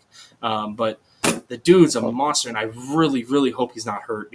Like, he's hurt supposedly, but he got spotted with a boot after that Samoan splash. I just don't know where the hell he hit at. Like, I mean, it looked like he kept on holding down by his foot, but like, it looked like he didn't make contact there. If you go and watch when his right foot hits the table, you can see it kind of flex. Fold. Yeah, so I don't know if it just. I'm really hoping it just bruised his shit. Yeah. Because. Yeah. Well, I was telling Chris, I was like, I think like the finish was supposed to be a little bit different from what it was. They kind of just like, winged it at the last second, because I would think like Jacob was supposed to get back in the ring and do something, and right as soon as they was getting ready to do something, then Roman's music was supposed to hit instead of that double down and then his music hit. So I don't think there has been an update, because I could not see any today, Rush. I did pursue that and look for Jacob. This was a hell of a match. Like, this is exactly what I thought it was going to be and how I thought it was going to go down. I was kind of thinking that Jimmy would be potentially the one that would save Cody, because I thought it'd be too soon for Roman to come back. But obviously I was wrong, and I am so happy that I was, because that ovation when that music hit, oh my God, did that place go stupid. Roman looked like a man on a mission, had one thing in mind, and the walk to the ring just was epic. Like, just walking to the ring made me feel something. Like, it felt special, right? It felt like that moment that it was supposed to be. Now Roman's coming back the hero with the OTC, which kind of bothered me. I'm not going to lie. The OTC thing kind of bothered me, and the reason for that is there's a tag team legitimately down in NXT that the tag team is called OTC. So I thought it was OTM. Oh yeah, you're right. It is OTM. Never mind. Now I feel better. Thank you. Because it really threw me off last time. Like, really, OTC? Like, isn't there a tag team? Like, that makes me feel better. Now I feel like a goof. That's all right. Even though it's all right, because it's better that you know that. And OG Tribal Chief. I thought it would be the one Tribal Chief, but that's me. Yeah. Here. Well, yeah, there you go. Look how fit that dude is. God dang. Yeah, look at that head of the table. Roman is back. It's did I not say? I mean, I kind of felt that he needed to come back with this huge event. This was your call. You said it. I said not yet. Yeah. But like I said, we've only seen him though. Okay. We didn't see anybody else. So it leads you to believe that there's something more coming here. And he went right for Solo right Oh, here. right for Solo. Slamming Solo. Dude, that Superman punch was beautiful. Oh man, that was the thing of beauty. I'll tell you that Superman punch was on the money. And knocked out Solo, and then followed by this huge spear. 100%. What a crazy pop. What What a crazy pop. Yes, sir. Thank you. Oh, a Twitch streamer. Heck yeah, let's go. Let's go, man. Share that Twitch stream, man, because we love it. We love in fact, we love all of our streamers. I mean, we got everybody on all 4 channels right now. I don't think Roman brings the whole family yet. I don't. No, it's going to be Roman potentially showing up. I say Cody starts the show. All right, so let's click it in for a minute. Sidearm book it. Cody starts the show. Cody's talking about how he won, all that kind of stuff, how the bloodline pushed him all the way, that he had to have his friends. Maybe Randy and Kevin come out, right, and talk with him and stuff. And then because he said it at the press conference. Cody said it right at the press conference. And once again, if you're not watching the press conference after the show, you're missing out on some beautiful, beautiful takes on the matches, what potentially is going to go forward. Triple H's stuff at the end of it all, because he caps off every press conference, it is a moment for anyone that wants to be in professional wrestling. And this is talking from a guy that's now been here, 5 years? If you're not watching him and listening to what he's saying about how him, Shawn Michaels, and other things, and how they are wanting to book things, and how they learned from all these, because Triple H talked about, I'm a nerdy kid that got to sit in the locker rooms with some of the greatest minds in this business and soak it up. He got to learn from Dusty Rhodes. He got to learn from Vince McMahon. He learns from Paul Heyman every day. There's so many other probably people that he touched going through and learning from, Ric Flair, etc. If you're not listening to him and you want to be in professional wrestling, you're an idiot. And I'm going to straight up say that you're a straight idiot, because the man spoke so much volume about professional wrestling, where it's going, where it should be going, how it should be going last night, that it was crazy, and that's what this is. But I say Roman comes out because Cody's going to once again say that he wouldn't be standing there right now if it wasn't for Kevin, if it wasn't for Randy, if it wasn't for the one tribal chief, Roman Reigns. And that's why he's still having that title. And that's how we get Roman to come out. That's how the whole thing starts up. And then maybe the bloodline, the new bloodline surrounds the ring. Roman, pushes him back somehow. I don't know, but I was going to say, hell no, I forgot what I was going to say. You notice they did that nod. Well, Roman gave Cody that nod. Yeah, he gave the nod. So that'll cause basically probably Roman saying, I helped you out. Now I'm ready for my rematch. And rightfully so, he should. Yeah. But Solo's going to be the reason Roman doesn't get that title. I don't know who posted on the group or whatever, but somebody posted that guy that they got coming in, I guess their cousin or something, was sitting out in the crowd at the show at SummerSlam. What the hell's that kid's name? Yeah. What's the one that you've been talking about they're going to bring in here soon, Zach? Are you talking about Zilla? Zilla was there in the crowd, yeah. Yes, there you go, yeah. He was out in the crowd. And I was talking to a guy earlier today. If for some reason Fatu is not ready, that's the guy they're going to determine whether Survivor Series is going to be 4-on-4 or 5-on-5. No, Zilla. Jacob being hurt, and if it is the ankle, it should heal fairly well and fairly quick. I don't see Jacob being out for a long period of time. Yeah. Well, there's also another. So there is somebody else coming in from New Japan that is the brothers of Tonga. The Tongans brother, the big tall guy, so he will be the fifth on that side, and that's the way it should be. And Zilla should definitely go with Roman. Yeah, that's the way it should happen. Yeah, so we got a lot of work to talk about with leading up to War Games, because we're going to see the Civil War. We're going to see it. The Bloodline Civil War is going to happen. So. What happens to Cody after this? Because now SmackDown revolves around the bloodline storyline, and Cody is world champion.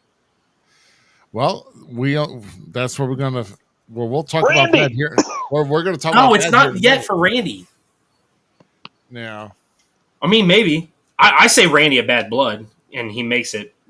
We get old Randy back. Yeah, that's what I'm referring to. That's going to be Cody's next thing if he is done after he gets done with the whole Roman and all that crap. Yeah. God damn it, Randy. Yeah. So, Terry I hope did he punches ask Cody in about. the head. Terry did ask about it as we were talking about this match. So, yeah. So this came out earlier this evening. So Jacob Fatu was spotted in a walking boot after the spot. So apparently, according to ringsidenews.com, he was seen by fans at the stadium getting help back to the back after the main event, of course. Then today, getting around this morning, so he's in a walking boot right now, which could point to a legitimate injury. So there's not been any special diagnosis yet, but he is in a soft boot. Mm-hmm. So, if you're just fine, you don't have a soft boot. You know what I'm saying? So we're hoping hopefully it's just going to be a minor injury. It could be a sprain. I'm really hoping a sprain or some bruising, some bad bruising. Yeah. Maybe probably at the very most 4 weeks, because the Bloodline just picked up the freaking WWE tag titles last Friday. So with Jacob Fatu being one of the partners. So, so what happens? Don't bring back Patch. Bring back Patch. That's what I'm going to start calling him Patch now. I'm sorry. I actually kind of like the eye patch on him. Patch Camacho.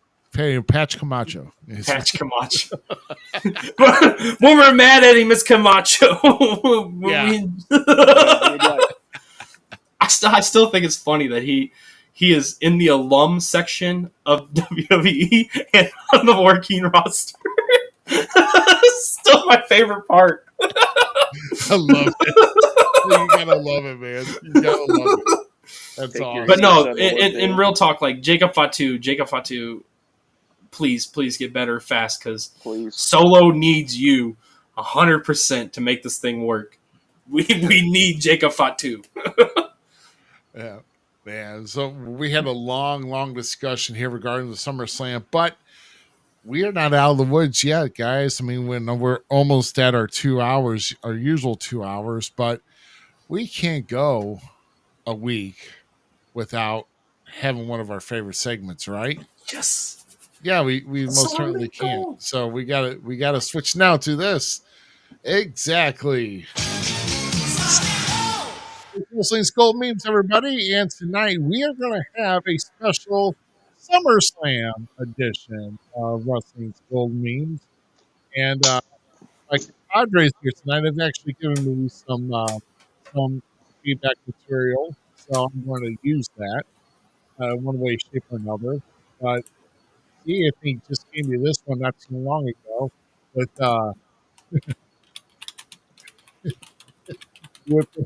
with Morgan and Dom. It shows Rhea Ripley as one kid. Oh, wow. Liv Morgan's jumping off into Dom's hand, and it says Dom's wife at home. Dom's wife at home.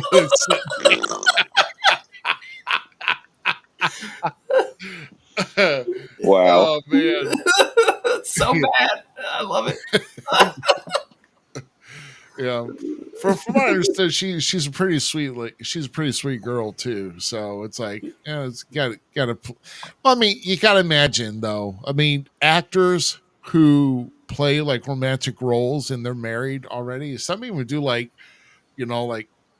even further scenes than a kiss. It's like skin to skin, nudes and rolling around. Yeah. You don't mind if I touch no bits, do you? And you're mad at me for saying stiffy time. He said boner.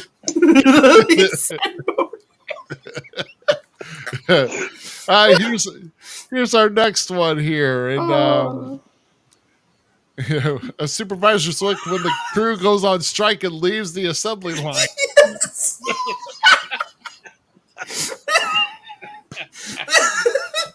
That was good. Wow.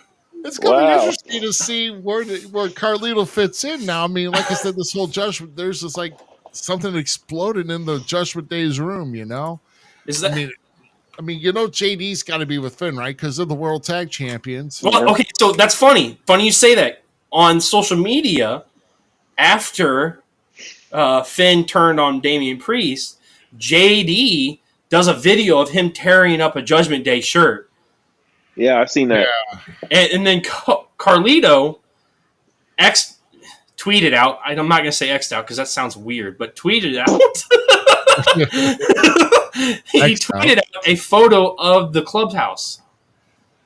Wow. An empty photo of the clubhouse. Now, this is not my favorite Carlito one. My favorite Carlito one is the same image, but it says when Carlito finds out he's now the new leader of Judgment Day.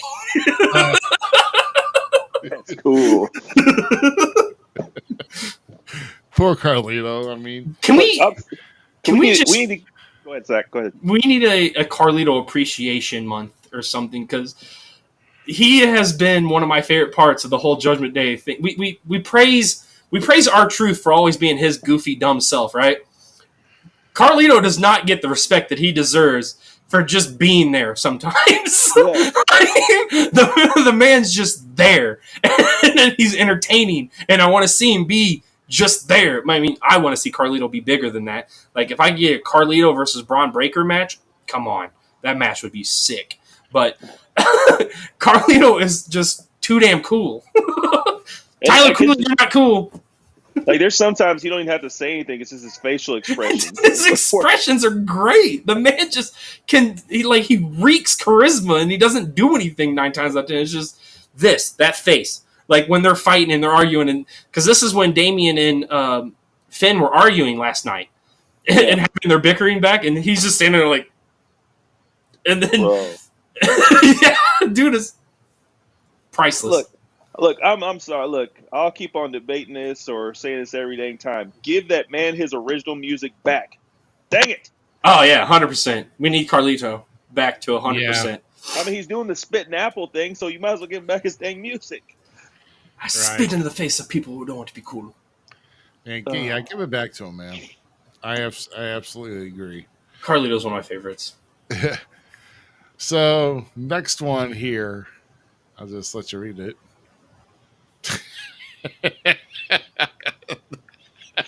Wow. Isn't it the place in Chicago? Not Chicago. Yeah. Chicago. Mindy's Bakery. Yeah, those muffins from Mindy's suck. That's funny. That's good. I like that one. That was a good one. Oh my gosh. I probably have to feud next. So the fact that he's pointing down made it even better. I didn't realize it. That's funny. Love it. Let's see for our next one here. Oh yeah, there's another whole issue going on here.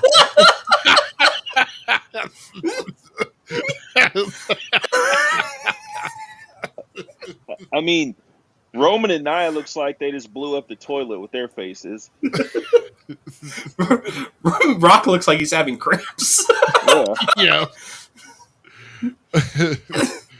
Yeah, the blue plate special didn't agree with the Rock, and then Solo's just over there having a tantrum. Solo just missed the city bus. He looks like one of those kids in Walmart complaining they didn't get their toy. Yeah, him and Jacob were off. They're crying because they're not getting their way. That's funny. I love this. Oh, and then with we mentioned earlier, well, we lightly touched on it here, but how quick did the word get out that Dirty Dom left Rhea Ripley's side?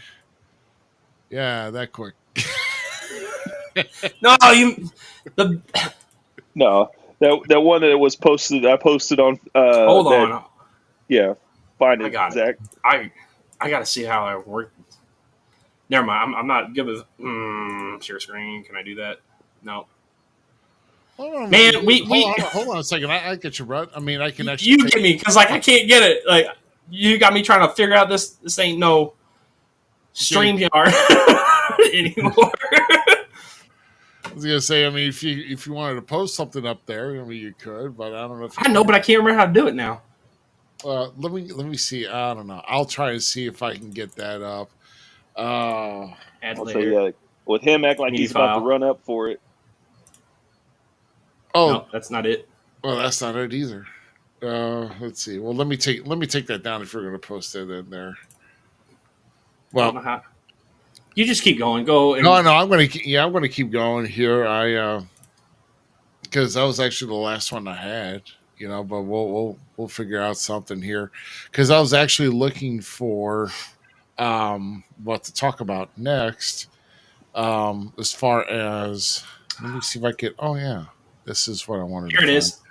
Did you get it? Yes, there it is. Yes. Okay.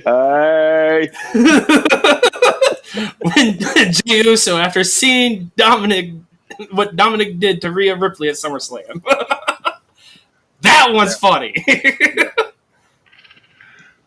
Yeah, that was funny. Yeah. That one's funny. I like that one. We don't. I mean, to really kind of talk about does Rhea really need? I mean, I think. You think she's going to be focused on more with? You can take control back. Oh no, I was just going to switch to here real quick. I mean, do you think you think they're going to be focused more? Rhea's going to be focused more on with Damian and how they could move forward with the Judgment Day, or do they form like another alliance? Or? I'm going to say this is how I picture it all unfolding. I truly do picture Dom, Finn, JD, and Liv becoming Judgment Day. That will be the new entity that is Judgment Day. Carlito, wherever he falls, okay? I don't know, because I don't know where they're going with him. Rhea is going to be so focused on Dom, but Jay is going to be like there trying to protect or save or whatever, and Rhea's going to be like, I don't need your help, but then eventually need Jay's help. That's how I see everything panning out with that notion. Damien's going to go off and do his own thing. I don't think him and Rhea are going to be... They're going to have interactions, and we're going to see them still kind of talk and be together and have their type of thing, and they're, maybe some new form of entity of Judgment Day themselves or something new. But I feel like we're going to see those two split off and go their own way because Judgment Day doesn't need those two. Those two kind of outgrown Judgment Day, if you think about it. Finn is a perfect person to take over leadership and be that head for somebody that's being established, JD McDonough. Dom's still trying to become bigger, and Liv's becoming that main event star in the female division that she deserves to be. So we still have that growing factor of Judgment Day that, it was established on. They were, I wouldn't say they weren't up-and-comers, but Damian Priest, Rhea really were, and then Finn was kind of like that center point veteran of the group. And then you added JD and Dom, so you had that kind of new feel. It was a faction of new people, and I think that's what they're still going to establish with the leftover of the group. Well, what about, I was thinking about this because you said that tag team match possibly, Jay and Rhea versus Dom and Liv. What about Priest and Rhea? I can see that being something too, 100%. Versus Finn and Liv. Yeah, that could work. Why do you keep forgetting Liv's name? I don't know. Wow. Yeah. Well, how about we do this? One of it's gonna happen tomorrow night. So why don't we talk about some Raw and SmackDown predictions, man? So with the fallout of everything, we already know that CM Punk has been announced he's gonna be on. He's gonna be in it there. Gunther is gonna be there. Let's obviously we're gonna see everything with the fallout with the Judgment Day, even with Liv Morgan there. I think that's gonna be. What do you think is gonna be more explosive? The Judgment Day, coming together, or do we see Punk try to go after Drew again because Drew still has the bracelet? But I mean, the real problem with all that stuff is right now I think Judgment Day is the better storyline. So that needs to be the bigger focus. I know certain people that analyze wrestling out there, I'm looking at you, bro, Vince or so, will say that it's being overdone and overplayed. But the thing about WWE is it is that soap opera of wrestling meeting theatrics, right? So it is that, and that's what it's supposed to be. And Judgment Day is bringing that great theatric soap opera to the forefront of what their company is established and already do. So adding that storyline, that's the big storyline. CM Punk, this is going to sound weird, but I don't really care about him as much as I do that Judgment Day storyline. I really don't. Like, it doesn't... I would not make that my focus of Raw tomorrow night. Judgment Day should be the focus of Raw. Yes, Punk and the fallout and with Seth Rollins and Drew need to be a focus, and it's going to be part there. But I want to see Judgment Day throughout all of Raw tomorrow night. 3 hours of Judgment Day, little bits here and there type of thing. They need to grace every hour, in my opinion. Yeah, like backstage, like Liv getting hunted down by Rhea and Dom, that kind of thing. Yeah, that would be good. Plus, they're gonna go to the backstage segments and stuff. Yeah, that's gonna be really cool. Is not to start the show with them. Have Gunther start the show. Okay. Yeah. Gunther opens the show, and he's the forefront because he's the champion. He's the new champion, and that's how it should be done. Gunther starts the show. Then you have Damian Priest show his stuff. Go through, they do their bit, but like in the second hour, we hear that Liv's not going to be there, Dom's not going to be there, or something, whatever it may be. They're running late, whatever. The commentary put it out there. It pans back to the backstage, and this is bringing that old attitude feel, right? Because WWE's been bringing that old like attitude. They're kind of mixing with how they did things back in the good old days with the golden era of professional wrestling. But you have that backstage scene where like Rhea's sitting there on one of the lighting carts, just nothing crazy, but just sitting there with a pipe, waiting, waiting for Liv and Dom to show up at the thing, and then they pull in. She smashes one of the windows or something and tries to pull Liv out, like go deep in it, and then they take off, and that's kind of that thing, and they're like at the hotel, and Liv and Dom then cut a promo, and that's where all the Judgment Day. That's where we see Finn Joint come in. We see, and let's protect them for right now, and not have a big blow up, but have them keep playing the mind games now with Priest and Rhea to really progress the storyline. I don't think we go full bore right off the start, but something like that I think would be fun. See, I think another thing would be good though. Like, say, I agree with all that, but maybe like at one point when they're all in the ring cutting a promo. Say Rhea comes out, standing at the edge of the ring by herself, and then Priest's music hits, and he comes out too, and then they go for him in the ring. I mean, yeah, but that's I'm trying to think of Triple H and them are really looking at new aspects on how to deliver things. Look how they Sammy and Jay have come out to the ring now, and certain other people. DIY did it. SmackDown last week, where they have these like little promos before they're walking out to the ring and getting all excited. They're with their kids, their family members, all that kind of stuff. Jay and Sammy are hanging out in the crowd. We're getting this whole new aspect of how they deliver some of these things. I think if we go back and have Rhea literally sitting out in the parking lot waiting for him to show up, I think that'd be just really cool and like really gives us another aspect of how brutally badass Rhea Ripley actually is. The chick was a dominatrix, for crying out loud. That's literally what her gimmick was or is with the Dirty Dom stuff. She was a dominatrix. They were hinting to that kind of stuff.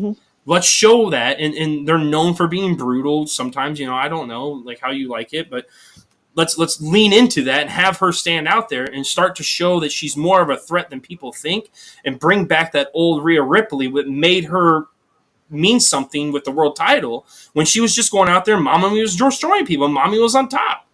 Mommy's not on top anymore. That makes me feel bad. I like when Mommy's on top.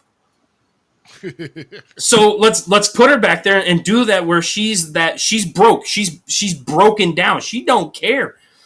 So she's just gonna shatter car windows because Dominic and Liv showed up and she wants answers.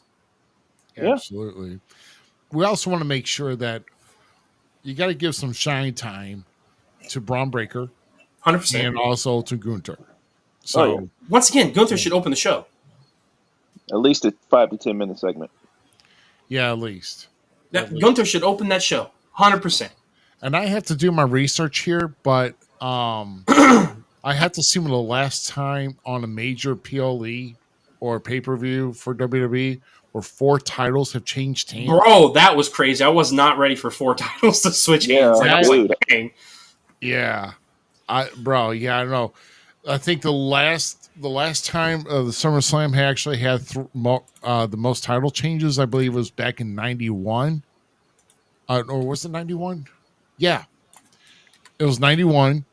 Bret Hart beat Mr. Perfect for the Intercontinental title. Cheated. Yeah, it's all right. I mean, Goldberg got him at the end anyway.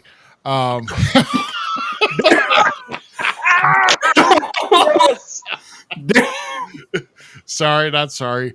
And then we got Virgil defeating the $1 Million Man for the $1 Million Championship. I mean, that technically is a title change, even though it wasn't sanctioned. And then you've got the Legion of Doom defeating the Nasty Boys for the tag team titles. So those are 3 title changes that one night. So now we've got 4. And in less matches, too. 7 matches. So it's going to be interesting to see where they have not even announced the 2025 location for SummerSlam, but they're not going to go until 2 nights for SummerSlam until 2026 when they're in Minneapolis. So, and of course, that's going to be a U.S. Bank Stadium, the home of the Vikings. Hard nipples. Yeah. Look, I don't know. I mean, it's summer. I mean, it might be mild there, but I'll tell you what, it's definitely going to be a lot cooler up there than freaking, God. I will never live in a place like that, ever. Yeah. I did read, and I'm pretty sure, I'm trying to look right now, but if I'm not mistaken, I read earlier, too, that Raw is going to see 2 people coming back from injuries, and that is Kaiser and Kofi Kingston have been announced for the show. I'm making sure that is a thing right now, actually. Okay. Yeah, that's another thing. Let's talk about that. I mean, with Gunther, I really would like to see Imperium back. I really would, because I think, I mean, if you're head of like a group or whatever, and you've got a title, or like I said, Damian didn't need the title, to lead with Judgment Day, but wouldn't it be good to have a force to have maybe somebody help take care of your dirty work before you face somebody? You send Kaiser out there. I think that's all they got, really, because they kicked off the other guy. But I was like, I kind of miss, like, I mean, it's such a small thing, but like I always loved when they walked out to the ring, right before they walked up to the ring, they did a thing behind their backs. I don't know why I love that, but I do. No, yeah, it's all uniform. It's showing a form of unity when we're all in sync with one another. Yeah. So, yeah, no, I mean, I miss Imperium, but tomorrow night on Sci-Fi, like I said, it's going to be a lich. Actually, I mean, this is probably going to be a more involved show than the Raw after WrestleMania. So, I think it's going to be a more hotter, more more intense Raw than the one after WrestleMania this year. So we'll see. And then, of course, we did talk a little bit about SmackDown and how Roman will be. I think Roman will return on SmackDown. But do we see who do we see coming back first? Do we see Jimmy Uso coming back, or do we see Paul Heyman coming back? Paul Heyman. I see Paul. Okay. I was kind of thinking that too. Because I mean, I know that's one of the many reasons why Roman's ticked off at Solo, because taking out his wise man. So That Paul Heyman documentary was good. Oh, I bet. What do they call it on biography or whatever the hell it's called, whatever channel? Yeah, that was really good. Yeah, you mean the one on A&E? Yeah, that one. Yeah. Okay. Yeah, I watched that Saturday at work. It was really good. Yeah. Definitely got some good stuff there.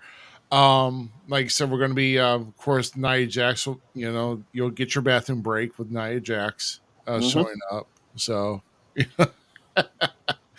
and then make sure it's a crap.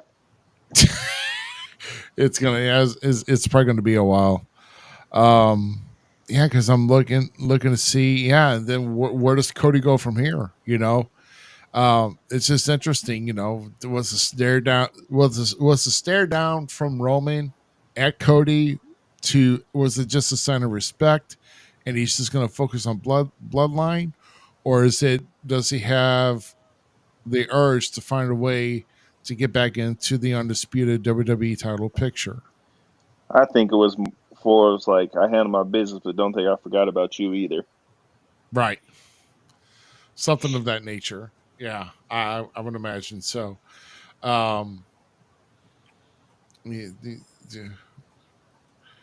Let's see. Well, let's see about this.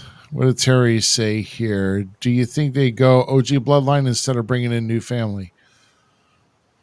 Well, we're gonna get OG blood. We're gonna get both. I mean, like the current bloodline. I mean, and I don't know how. I don't know how you name the original bloodline. I mean, how do you name? I mean, kind of like the whole thing with the old NWO, like you go Wolf Pack or you go Black and White. I mean, how do you name the two? So, yeah, Wolfpack had a better intro. 100%. Yeah, I agree. Wolfpack's back with no disturb. Yeah, I don't know. Do we see? Sami Zayn's on Raw, but so's Jay. But so we're getting Jay helping. Like, it's going to happen. Yeah. Maybe they can initiate a trade. No, I don't think we're going to get any of that. It's just going to be a double pay-per-view. So I mean, it's not like it's a separate pay-per-view or something. Yeah, he's just going to go, hey, I need you. Yeah. Type thing. Right. Yeah, I mean, I totally get it. I would. I mean, I don't know. Well, we'll worry about the naming later, but we all know that the bloodline is going to be. I think that's probably going to be the most intrigued start. Yeah. Can we not mention though? Can we give an honorable mention to the musical Samantha Irvin, the musical guest of SummerSlam with Jelly Roll? Dude, that choke slam. That one on choke slam. Look, I mean, Austin Theory made that look like a freaking Austin Theory is the dude. Oh my god! And then the whole 15 knuckle shuffle after that. I mean, my god, bro. Yeah, that stuff was great. Oh man, I wonder how much longer they're going to run that tag team together though, because all the times when he would push Austin in the way of getting hit or something. I wonder how much longer they're going to run that tag team. I kind of feel we're starting to build potentially like how the promo for DIY went with Johnny Gargano last Friday, right? Mm-hmm. About I have family here, like blah blah blah. We're in my family kind of thing, right? I want to say we're going to see Austin Theory potentially join back up with them somehow, some way. I truly do believe that's potentially where we're going to go with that. Is we might see the way built. That would be kind of great. I mean, we're only missing one person, except for Dexter, which we don't need Dexter to make the way fun because we got Tommaso Ciampa. And he's going to RKO him out of nowhere, man. Come on. That stuff has been awesome. It's so stupid. So are we gonna get a match between DX and Rock and Roll Express? Well, dude, did you see that messed up though? He pointed at freaking Theory. He said that's Robert Gibson, but he got his eye fixed, and I'm like,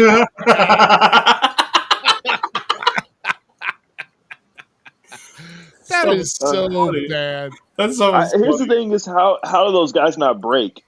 I would have broke completely on TV with Truth. Yeah, Truth be doing.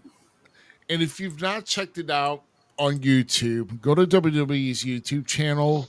There's been 4 episodes done of it, but Cody Rhodes on his tour bus on an interview segment of what do you want to talk about? And of course, 2 of those is one is R-Truth and one is The Miz. And I'll tell you that is just pure gold entertainment in my eyes. The stories they have and what they talk about, man, it's good. It's good stuff. You like watching and listening to interviews. Now, R-Truth is gold in that one for sure. Oh yeah. Yeah. So it is true that Ludwig, Kaiser, and Kofi are supposed to make the returns tomorrow night. Oh, good. So. Good. Absolutely. Man.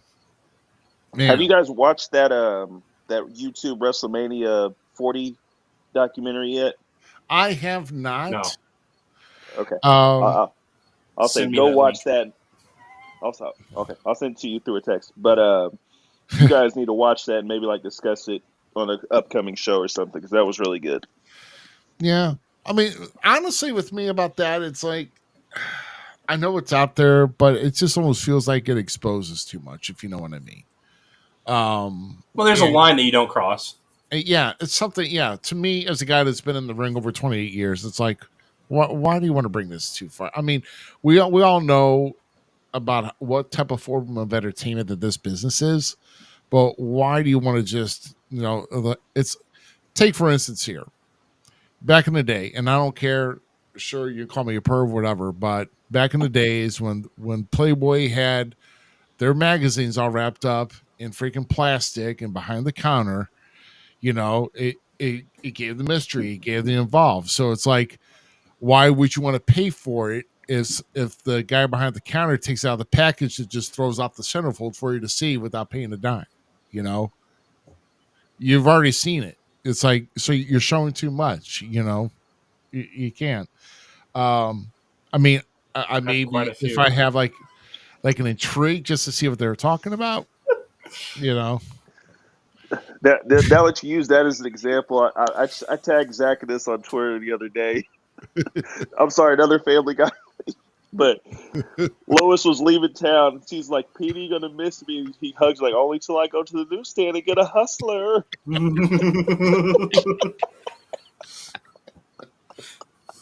You guys are terrible. Oh God. Oh man. No, but I get it. They put it out there. It's like, but I don't know how in depth it is. But I'll take a look at it. But I'm hoping it's just going to be. Well, we'll just see what it is. But I just hope I don't get. If I get too aggravated by it, I don't know if I want to bring it up. But I'll give it a ring. I don't think it goes that deep into it, honestly. Yeah, but I'll my curious, my intrigue will kind of maybe give that a shot. So, real quick, the fact that you said you've been in the business 28 years, man, Jesus Christ. Yeah, I know. He looks like a spring chicken, doesn't he? Yeah, I don't lay any eggs. She's dried up. I'm dried up. Yeah. So let's kind of talk about week 2, Great American Bash. Let's the card that we have so far for this. Sorry, we're on one page and one page only, and it is all ego. Ego section. Yep, straight up. Ethan Page defending against Oro Menza. Obviously, I think Ethan will take it. We got Trick Williams versus Pete Dunne. That's gonna be a great match. That's a sleeper match right there. Trust me. Yeah. And then, I think Trick will pull this one out though. Don't say that. He's not cheap to win. I don't know. Yes. Pete, he was longtime UK champion. So, now that like the D-hole Pete Dunne's back, I love it. Oh, yeah. Now that we have full bruiserweight back, and that promo where he said he got stuck with a dumb nickname and all that, like, yeah. It's so good to have Pete. It's so good to have Pete back. Yeah. What about how about Axiom and Frazier defending the tag titles against MSK? MSK all day. And Nathan Frazier wasn't too thrilled about that. Yeah, he wasn't too happy that Axiom just signed the contract without even talking. Like, didn't even do anything. Just he had that speed match. He had that speed match this week too.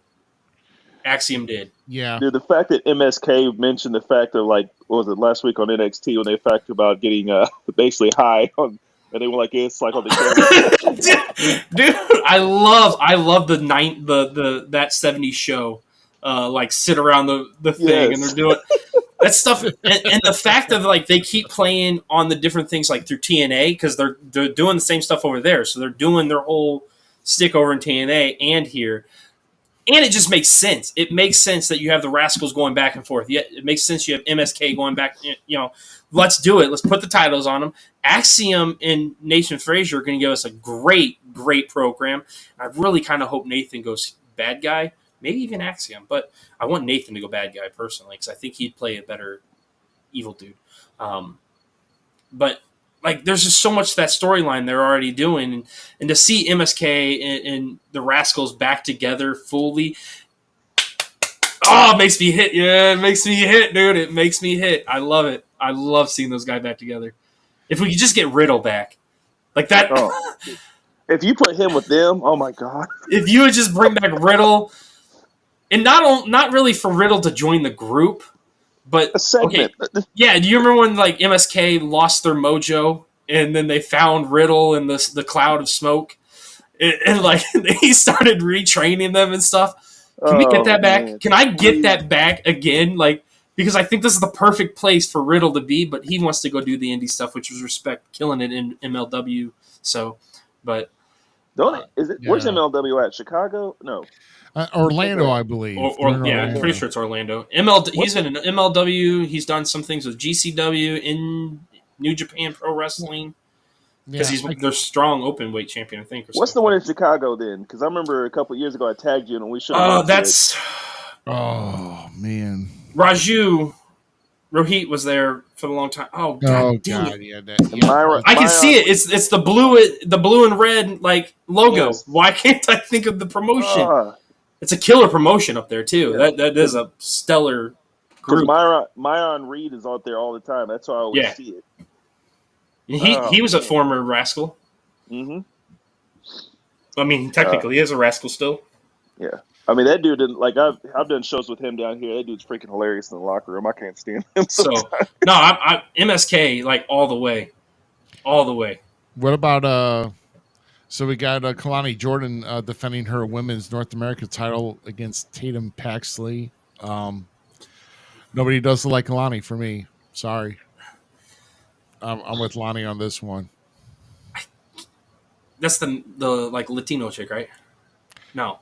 You're Kalani Jordan. Kalani Jordan. Yes.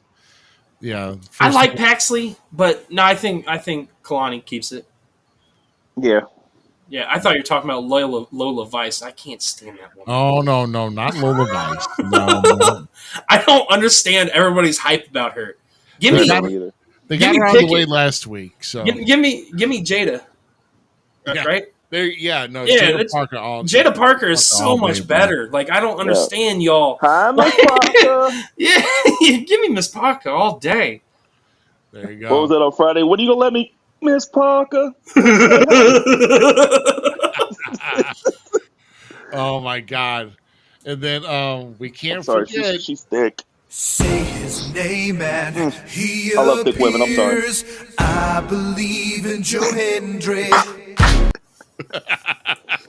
Yes, Joe Hendry will be in action against Joe Coffey of Gallus. Good. You want to know what Ruby's response to me was? Because I did show up late to NXT this week. You can make fun of me like you always do when I start Raw late. Austin always messages me and says things because I'm always late to watching wrestling. And that's why I said in that scenario you're the black guy. So let him say it. Could have have a question about the black thing, and I'll ask you here in a minute. No, it's a legit. It's not a like. Now I forgot where I was going with it. God dang it!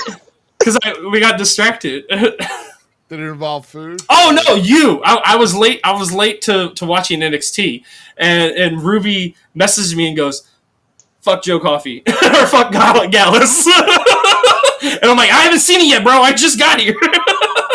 So, like, no, but no. Okay, a big thing going around the internet, and we usually don't touch on this stuff. And Ruby might get mad at me for touching on it because I'm going to get a little political real quick. But I want to see some of these, like, of that ethnicity talk about it for a minute. Okay.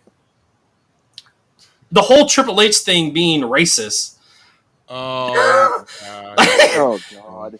Okay, thank you. Okay, that's all. We don't even need to talk about it. That's all I wanted to see right there, because it's the most ridiculous thing in the world. By the way, Nia Jax is part black, guys.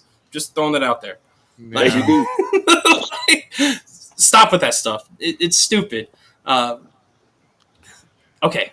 Back to regular programming, but yeah, he was like F Gallows, and I'm like, no, don't. I thought he was gonna like I already knew he's gonna get beat up.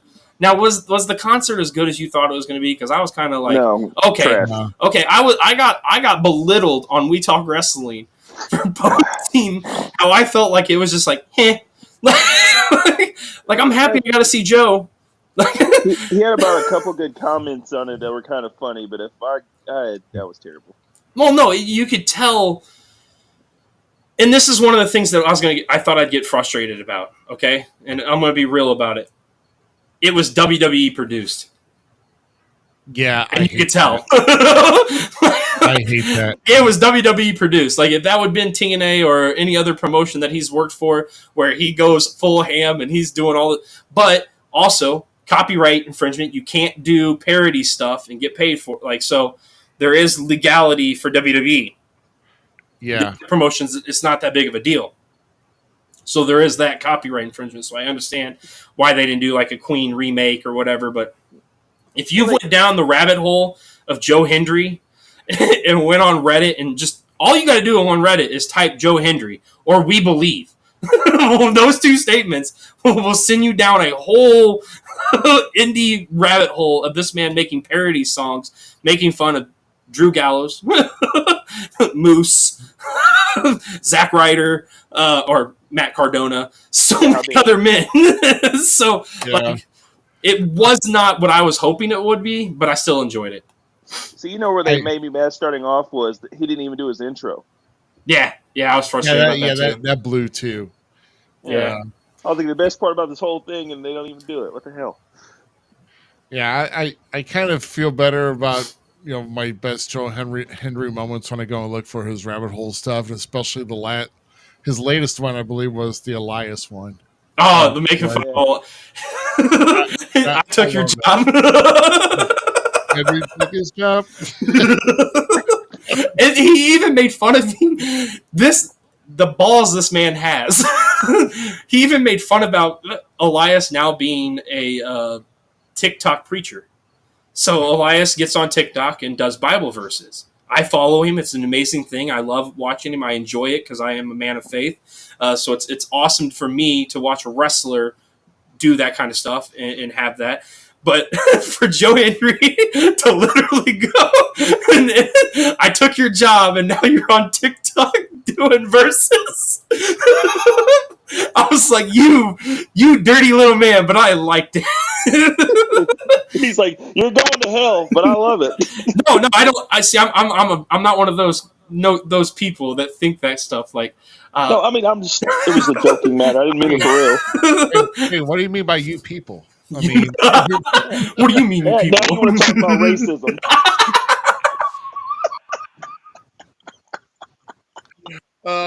Now I'm offended. I hate you. Oh my God, man. Buds, bud. Well, I'm really hoping they really need to get Joe Hendry the victory on that. I think it is comeuppance. Yeah. Does anybody help him though? Because I mean, you got three people in that other group that are going to be on the outside. Do we? Does Joe have friends at this point? I mean, he helped out Trick Williams. I mean, but but just Joe. But Trick's going to be distracted with his Trick's match. busy. Yeah, Trick is busy. I don't know. I mean, maybe somebody else from TNA can come up. Yeah, that's another thing. You just don't know who could be showing up from TNA to help out. I mean, does Joe have any? I don't know if he has that many friends in TNA either. Well, he needs to stop making songs about just him. beat him up, bro. Like, come on. He needs to stop making songs about people so he can have friends for. Speaking of TNA, and we're doing these kind of like future stuff. What about Jordan Grace in TNA making that open challenge that now that God dang it, Dana is out of the way. I can't remember her new name. Yeah. Ashley something. Yeah, Ash by Elegance. Ash by Elegance, that's what it is. I don't know. It's like putting Febreze on a turd. It's still the same thing, you know. So like those people I spray with Febreze. Makes sense. Right. But yeah, who do you think is going to be the one to challenge Jordan Grace? Do we see somebody from NXT jump to the challenge, or? I mean, I have my personal pick, but I know it ain't going to happen. Who? Miss Parker. Miss Parker. Miss Parker. I do love me some Miss Parker. I'm sorry, she's thick. I love it. I mean, I agree. Thick guys save lives. I agree. Well, that is that Jordan's thing. Wasn't that Jordan's thing at one point? Thick thighs save lives. Yeah, that was Jordan. Jordan Grace used to say that all the time. Yeah, that's what I thought too. Yeah. Yeah, they nearly. Yeah, said the pie warmed my thighs. Yeah. Easy bake oven.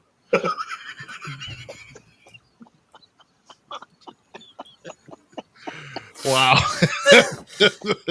Wow. We got canceled. Oh my god. Canceled, bro. So yeah. Oh shoot! I can't wait. Like, wrestling is pumped. It's hyped. It's great. There's great stuff going in the local area with SICW, IAW, ACW, PWE, CHWA. Like, you name it, everything's going. Everybody's going great. Glory Pro killing it. Alex Shelley was just down there. So you have the local areas on fire right now and doing great, and hopefully they'll keep doing great. There's so many other promotions out there. NGW, IWA. I think I did really good covering most people in the area. Yeah, at least that's just the Midwest, you know? Yeah, this is the Midwest. Our friends at Humane Championship Wrestling, like, we love you. Yeah.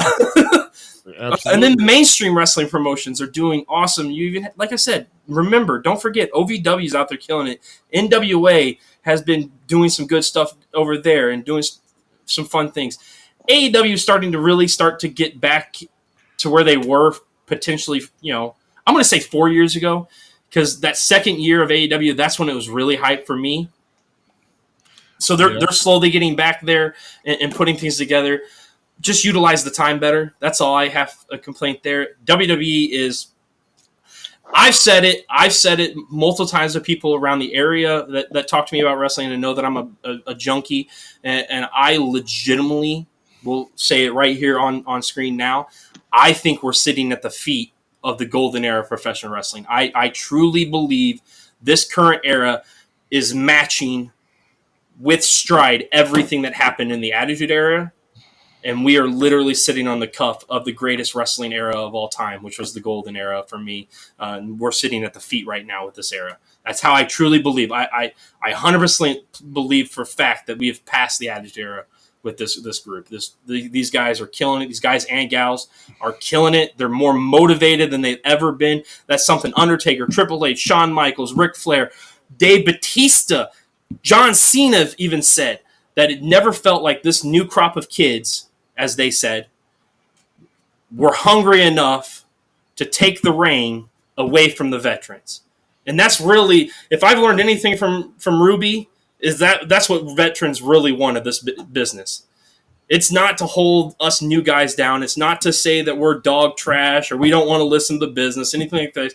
They want us to show them that we have the nuts to carry the business and keep it safe and keep it protected and keep it shown the way it's supposed to be instead of just pissing all over it. And that's how I truly believe it. I'm so happy to be a wrestling fan. I'm so happy to be blessed to be in the business and be cutting my teeth and doing my own strides with the great man beside me, with one of my best buddies that I met in a line talking shit about. I want to say we were talking shit about the Hardys. No, it was Adam Cole. We were talking shit about Adam Cole. And that's how our friendship started. Then it went to the Hardys. And then it went to the Hardys. And it went to yeah. So that idiot sitting in front of us had a Hardy Boys shirt on. I think that's how it got started. Yeah, that's how that one started. Right. Yeah, Fairground. That's where it was. We saw Glory Pro. Yes. And he goes, watch, because he's been to Glory Pro before I did. And like I said, I've said it many times, we were there for one reason and one reason only, and that was the Lucha Bros. That's the only reason we bought tickets. Yep. And he goes, you need to watch Rohit Raju, which we've had on the show. Great man, love him to death. Can't wait to see him do bigger things. And Ethan Page. So the two guys. Oh, no, I think you guys pointed out Jake something to us, too. Yep. Oh, yeah. So those are the three guys that we were supposed to watch. And sealed the deal. I kept going back because they kept bringing those three guys back. I will eat at the feet of those three gentlemen because they were amazing. And to see Ethan with the golden NXT just makes me fucking ecstatic. Yeah, absolutely. Yeah. And then also, just a footnote going back to AEW, former guest getting their photo shoot, and I don't know what work they did, but we had some AEW produced photos of Ari Alexander this past week. Good job, girl! Good job! Oh, I'm so proud of her. So amazing woman too. Yeah, so awesome talent there too, and I'm hoping that I'm going to say is don't job to Monet. So that's all I'm going to say. Please don't say no to that. You're much better than that. I don't care what anybody says. Go eat a pat or donut with Tony Khan. Don't do that though. Lose to Monet, that is.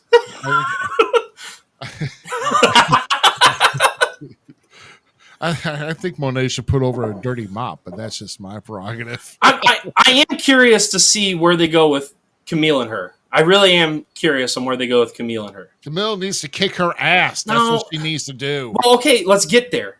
Because what does every bodyguard eventually do? Kick them. So let's just hang on for the ride. I unfortunately have to sit through her and Sasha being friends, Monet being friends for a while.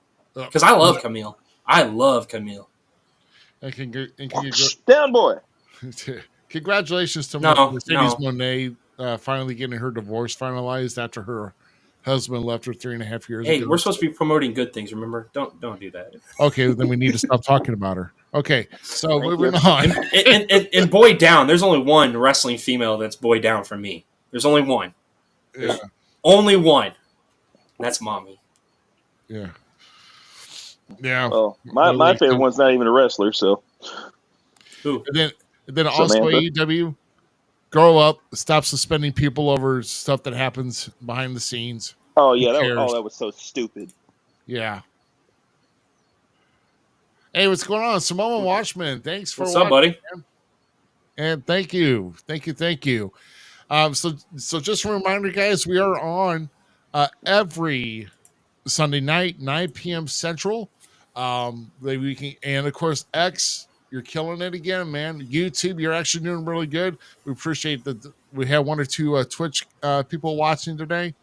Man, you guys. Facebook fell off, but we have X back. Yeah, we got X back. What? Now that I got both you guys on here, when I know I was commenting about getting back into wrestling.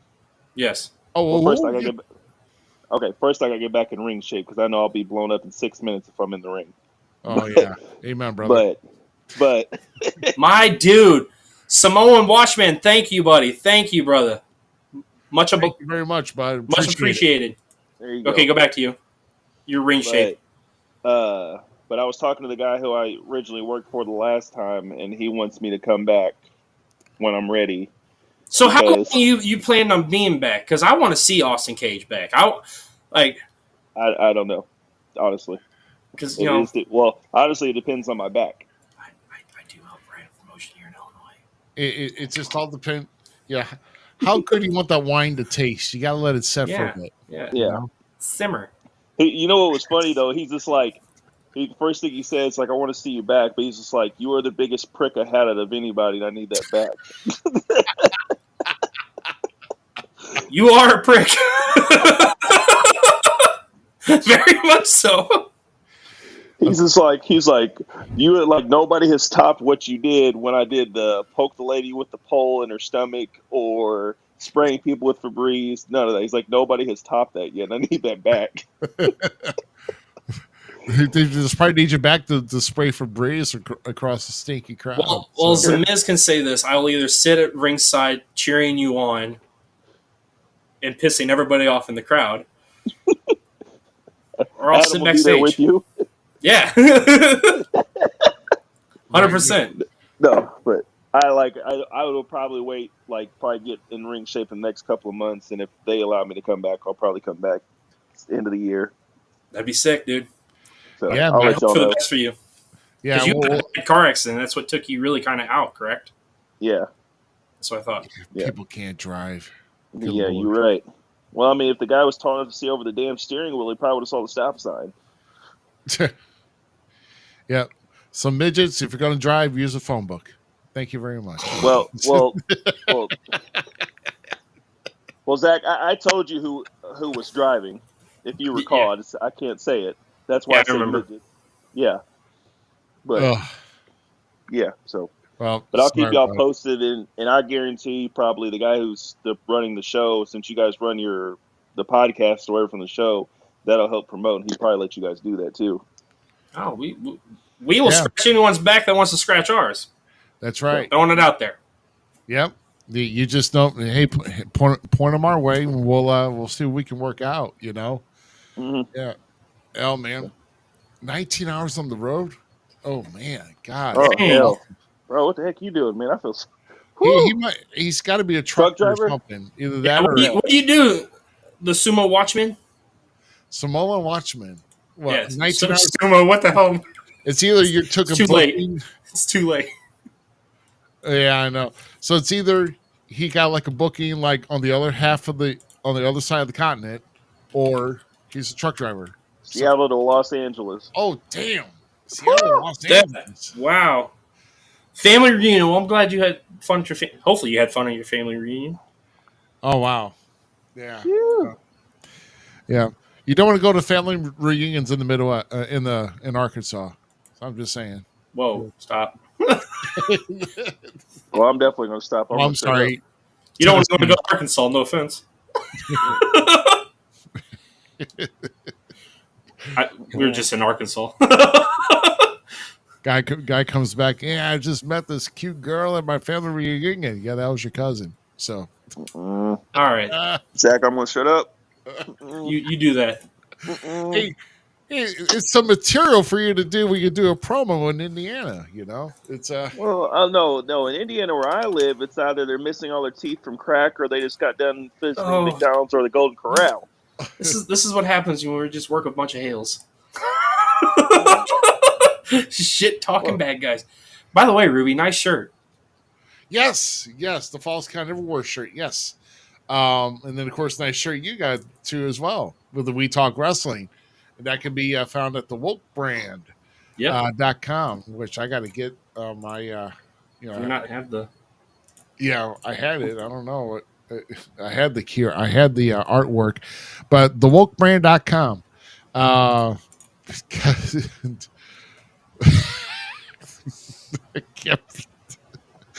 looking. I like this guy. I hope he stays around with us. This is fun. Yeah, man. So and if you're new, you can always go back and look at our look back at our old episodes. Where the hell did that go? That's great. Yeah, I agree. Yeah. Yeah. But no, man. Question: how the hell are we related? Yeah, we appreciate all the love and all the respect, and so, like I said, you're gonna, I'm telling you, I can't believe I'm making this stride in 2 weeks, man. It's crazy because my plane, is His plane. His He owns his own plane. Ruby, come back. He didn't say goodbye. You just left me, dude. I can't work this thing. I'm not there yet. Ruby's plane though. There he's back. Yeah, I'm back. I hit the wrong button. Plane and you didn't even tell us. Yeah. I was like, I'm not ready for this. Don't do this. Yeah. So it's crazy though because I'm over here in like here in the Midwest. I'm in St. Louis. Cardinal 7. So my plane in 2 weeks will leave at 11:12 in the evening, and I will not get to Las Vegas till about like 12:50 a.m. going into Monday. And, which means I'll probably be taking an Uber like at 1:30 a.m. in Las Vegas trying to get to my hotel. That'd be fun. What time do you got to get up? Oh, well, they don't do registration till 10 a.m. that day. So I'll have some time to rest. And, I'll get in my hotel. I'll stretch out, and I'll have some good time to rest. And then I'll just get up, have a very quick breakfast, and just get over to register. But I'm really excited, though, for the Cauliflower Alley Club reunion. So that's going to be some good jealous, stuff. But happy for you 100%. Mm-hmm. Oh, my God. I don't know what I'm going to do. Trust me, when I've talked around the guys from SICW that have actually done and gone there, the stories I've heard of some of these guys, I mean, just being goofy, man. It's just still funny as hell, I won't mention names, but, a couple of the guys that have actually say, yeah, we get a separate backpack, insulated backpack, fill up with ice. We get like an 18 pack and pack it with us. And then we drink up and down the strip, going making stops. I'm like, dude, that is just freaking wild. Taking up and down the strip, dude. I can't believe that. But there's gonna be like a couple seminars that I'm gonna be excited to attend, especially one that's on interviewing for promos and mic skill and. Oh, that's been fun. Oh man, no, it's good. It's good stuff. It's good stuff to get that. And I'm just, and of course there's going to be 2 award ceremonies that week too.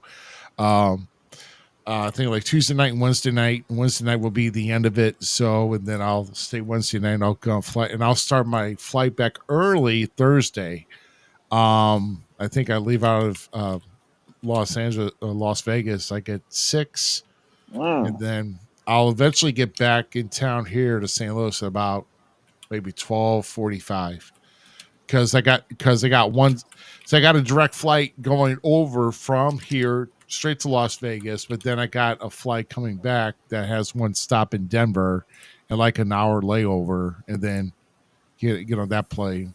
So yeah, there we go. TheWokeBrand.com. So that's I wanted to make sure we got that out there, Absolutely. So you can get our affiliate stuff, our shirts and stuff, and help us get to these other events like Cauliflower Club, like Waterloo, any other things that we can do, so we can bring you better content. So everything's a little bit of step, man. It's a step, and we might have to take steps back to regroup, but we will keep going forward for you guys as long as you keep wanting us and all that stuff. And Ruby, I'm still so proud that you're going and you're taking that chance on you.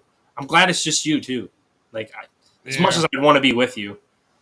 Yeah, it's gonna be a party, but trust me, I'm going to try to get as many pictures as I can. In fact, that's going to be our plan to kind of come back because on our episode on August 25th, which officially will be 158, I believe.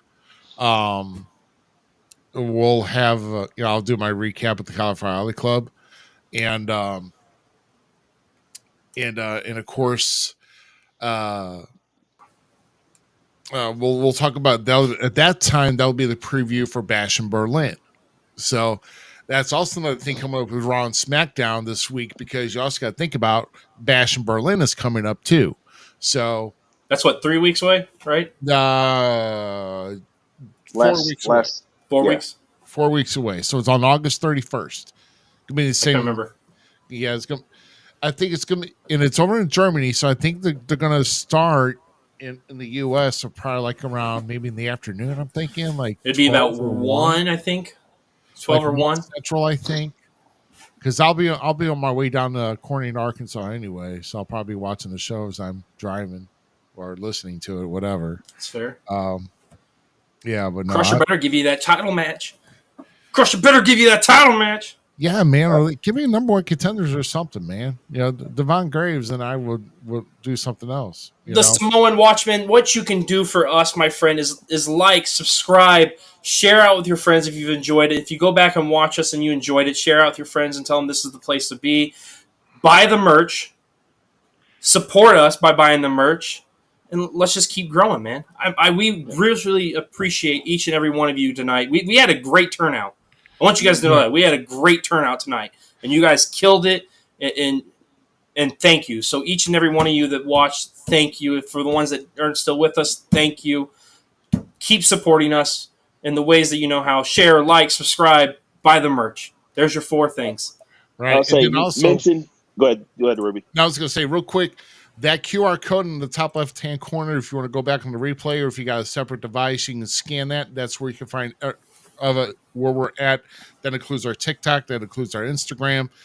Even some of our opening episodes on Spotify, and even we're not on Kick anymore, and we're trying to see if we can actually get streamed on Telegram, but that is for like another time and everything. And we're also two guys that don't know much about social media, so we've been learning that part of the TikTok world too. Yeah, we've been trying to do what we can with TikTok, but we're going to try our best. But yeah. We're going to do our best. We're not going to try anything. We're going to we will do our best. But that right there, thewokebrand.com, that's also if you want to get some of the great merch that me and the Zmiz are sporting. And just do, we just want the word to get out. And our dude, Terry Russell, is open for commissioned work. So if you need anything done by Woke Affiliate, that's the man to do it. If you just need a new logo, that's the guy right there. That's the guy. You need some custom music, that's the guy. That's the guy. Just saying it. Throwing it out there, man. Promote everybody that you love and respect.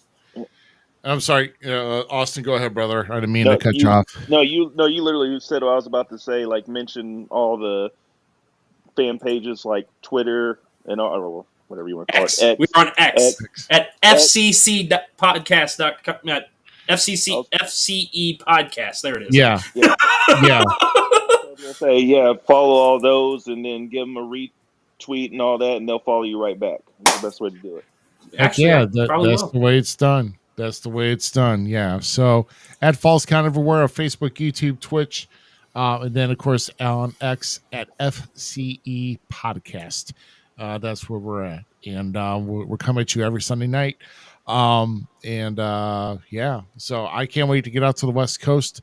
Actually, I was out on the West Coast on a family vacation in Arizona 2 years ago. I was at the Red Rocks are beautiful, but I can't wait to see the night lights of Vegas.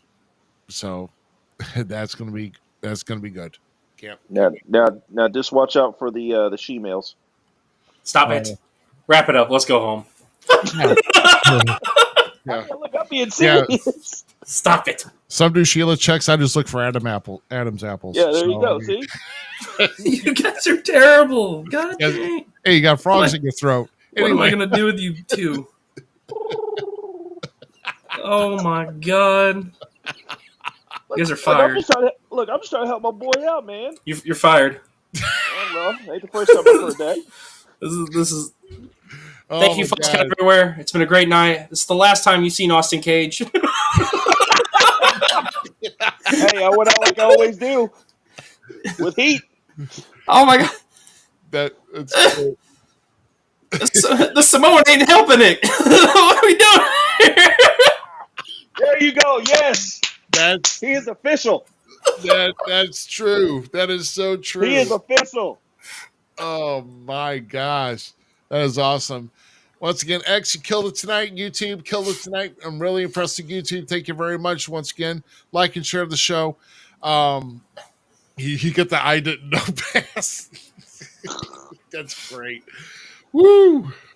Oh yeah, love you guys. Yeah, man. So we love and appreciate you, every one of you. Do tune in. We will have episode number 157 next week. It is going to be targeted toward the Cauliflower Alley Club. Hopefully, we get either somebody who's actually on board the Cauliflower Alley Club, or maybe one of our honorary inductees that's getting an award next week. So I don't know who we're going to get, but we will make our announcement hopefully by no later than Thursday. And yeah, I'm just excited here. So that's why you got to have our socials, guys. That's why, because we will post stuff. Don't trust me, we will post stuff. So yeah, man. So spread the word. We're all about positivity. Wrestling is thriving as always. So, and we're glad that you found us. We're glad that we're getting good people like yourselves. Dude, I'm just gonna say this right now. He kind of looks like Bronson Reed, and I'm loving it. I'm loving it. I like this guy. Yeah. I mean, oh yeah. You got Bronson Reed. I got AJ Francis, but either way, I'm banned from diving. Well, I actually go home. You're banned from diving. Take us home.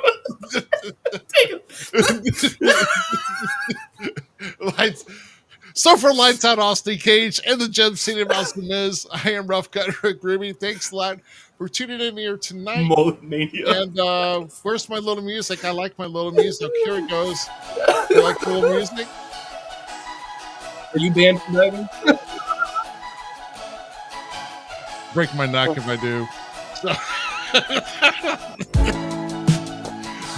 I love it. I just do a Death Party and flop. Oh my gosh, I gotta get out of here. He does call the time. Thanks for tuning in this week, and we will see you next Sunday, 9 p.m. Central, guys. Peace. Have a good night, and we'll see you then. Oh, I love it.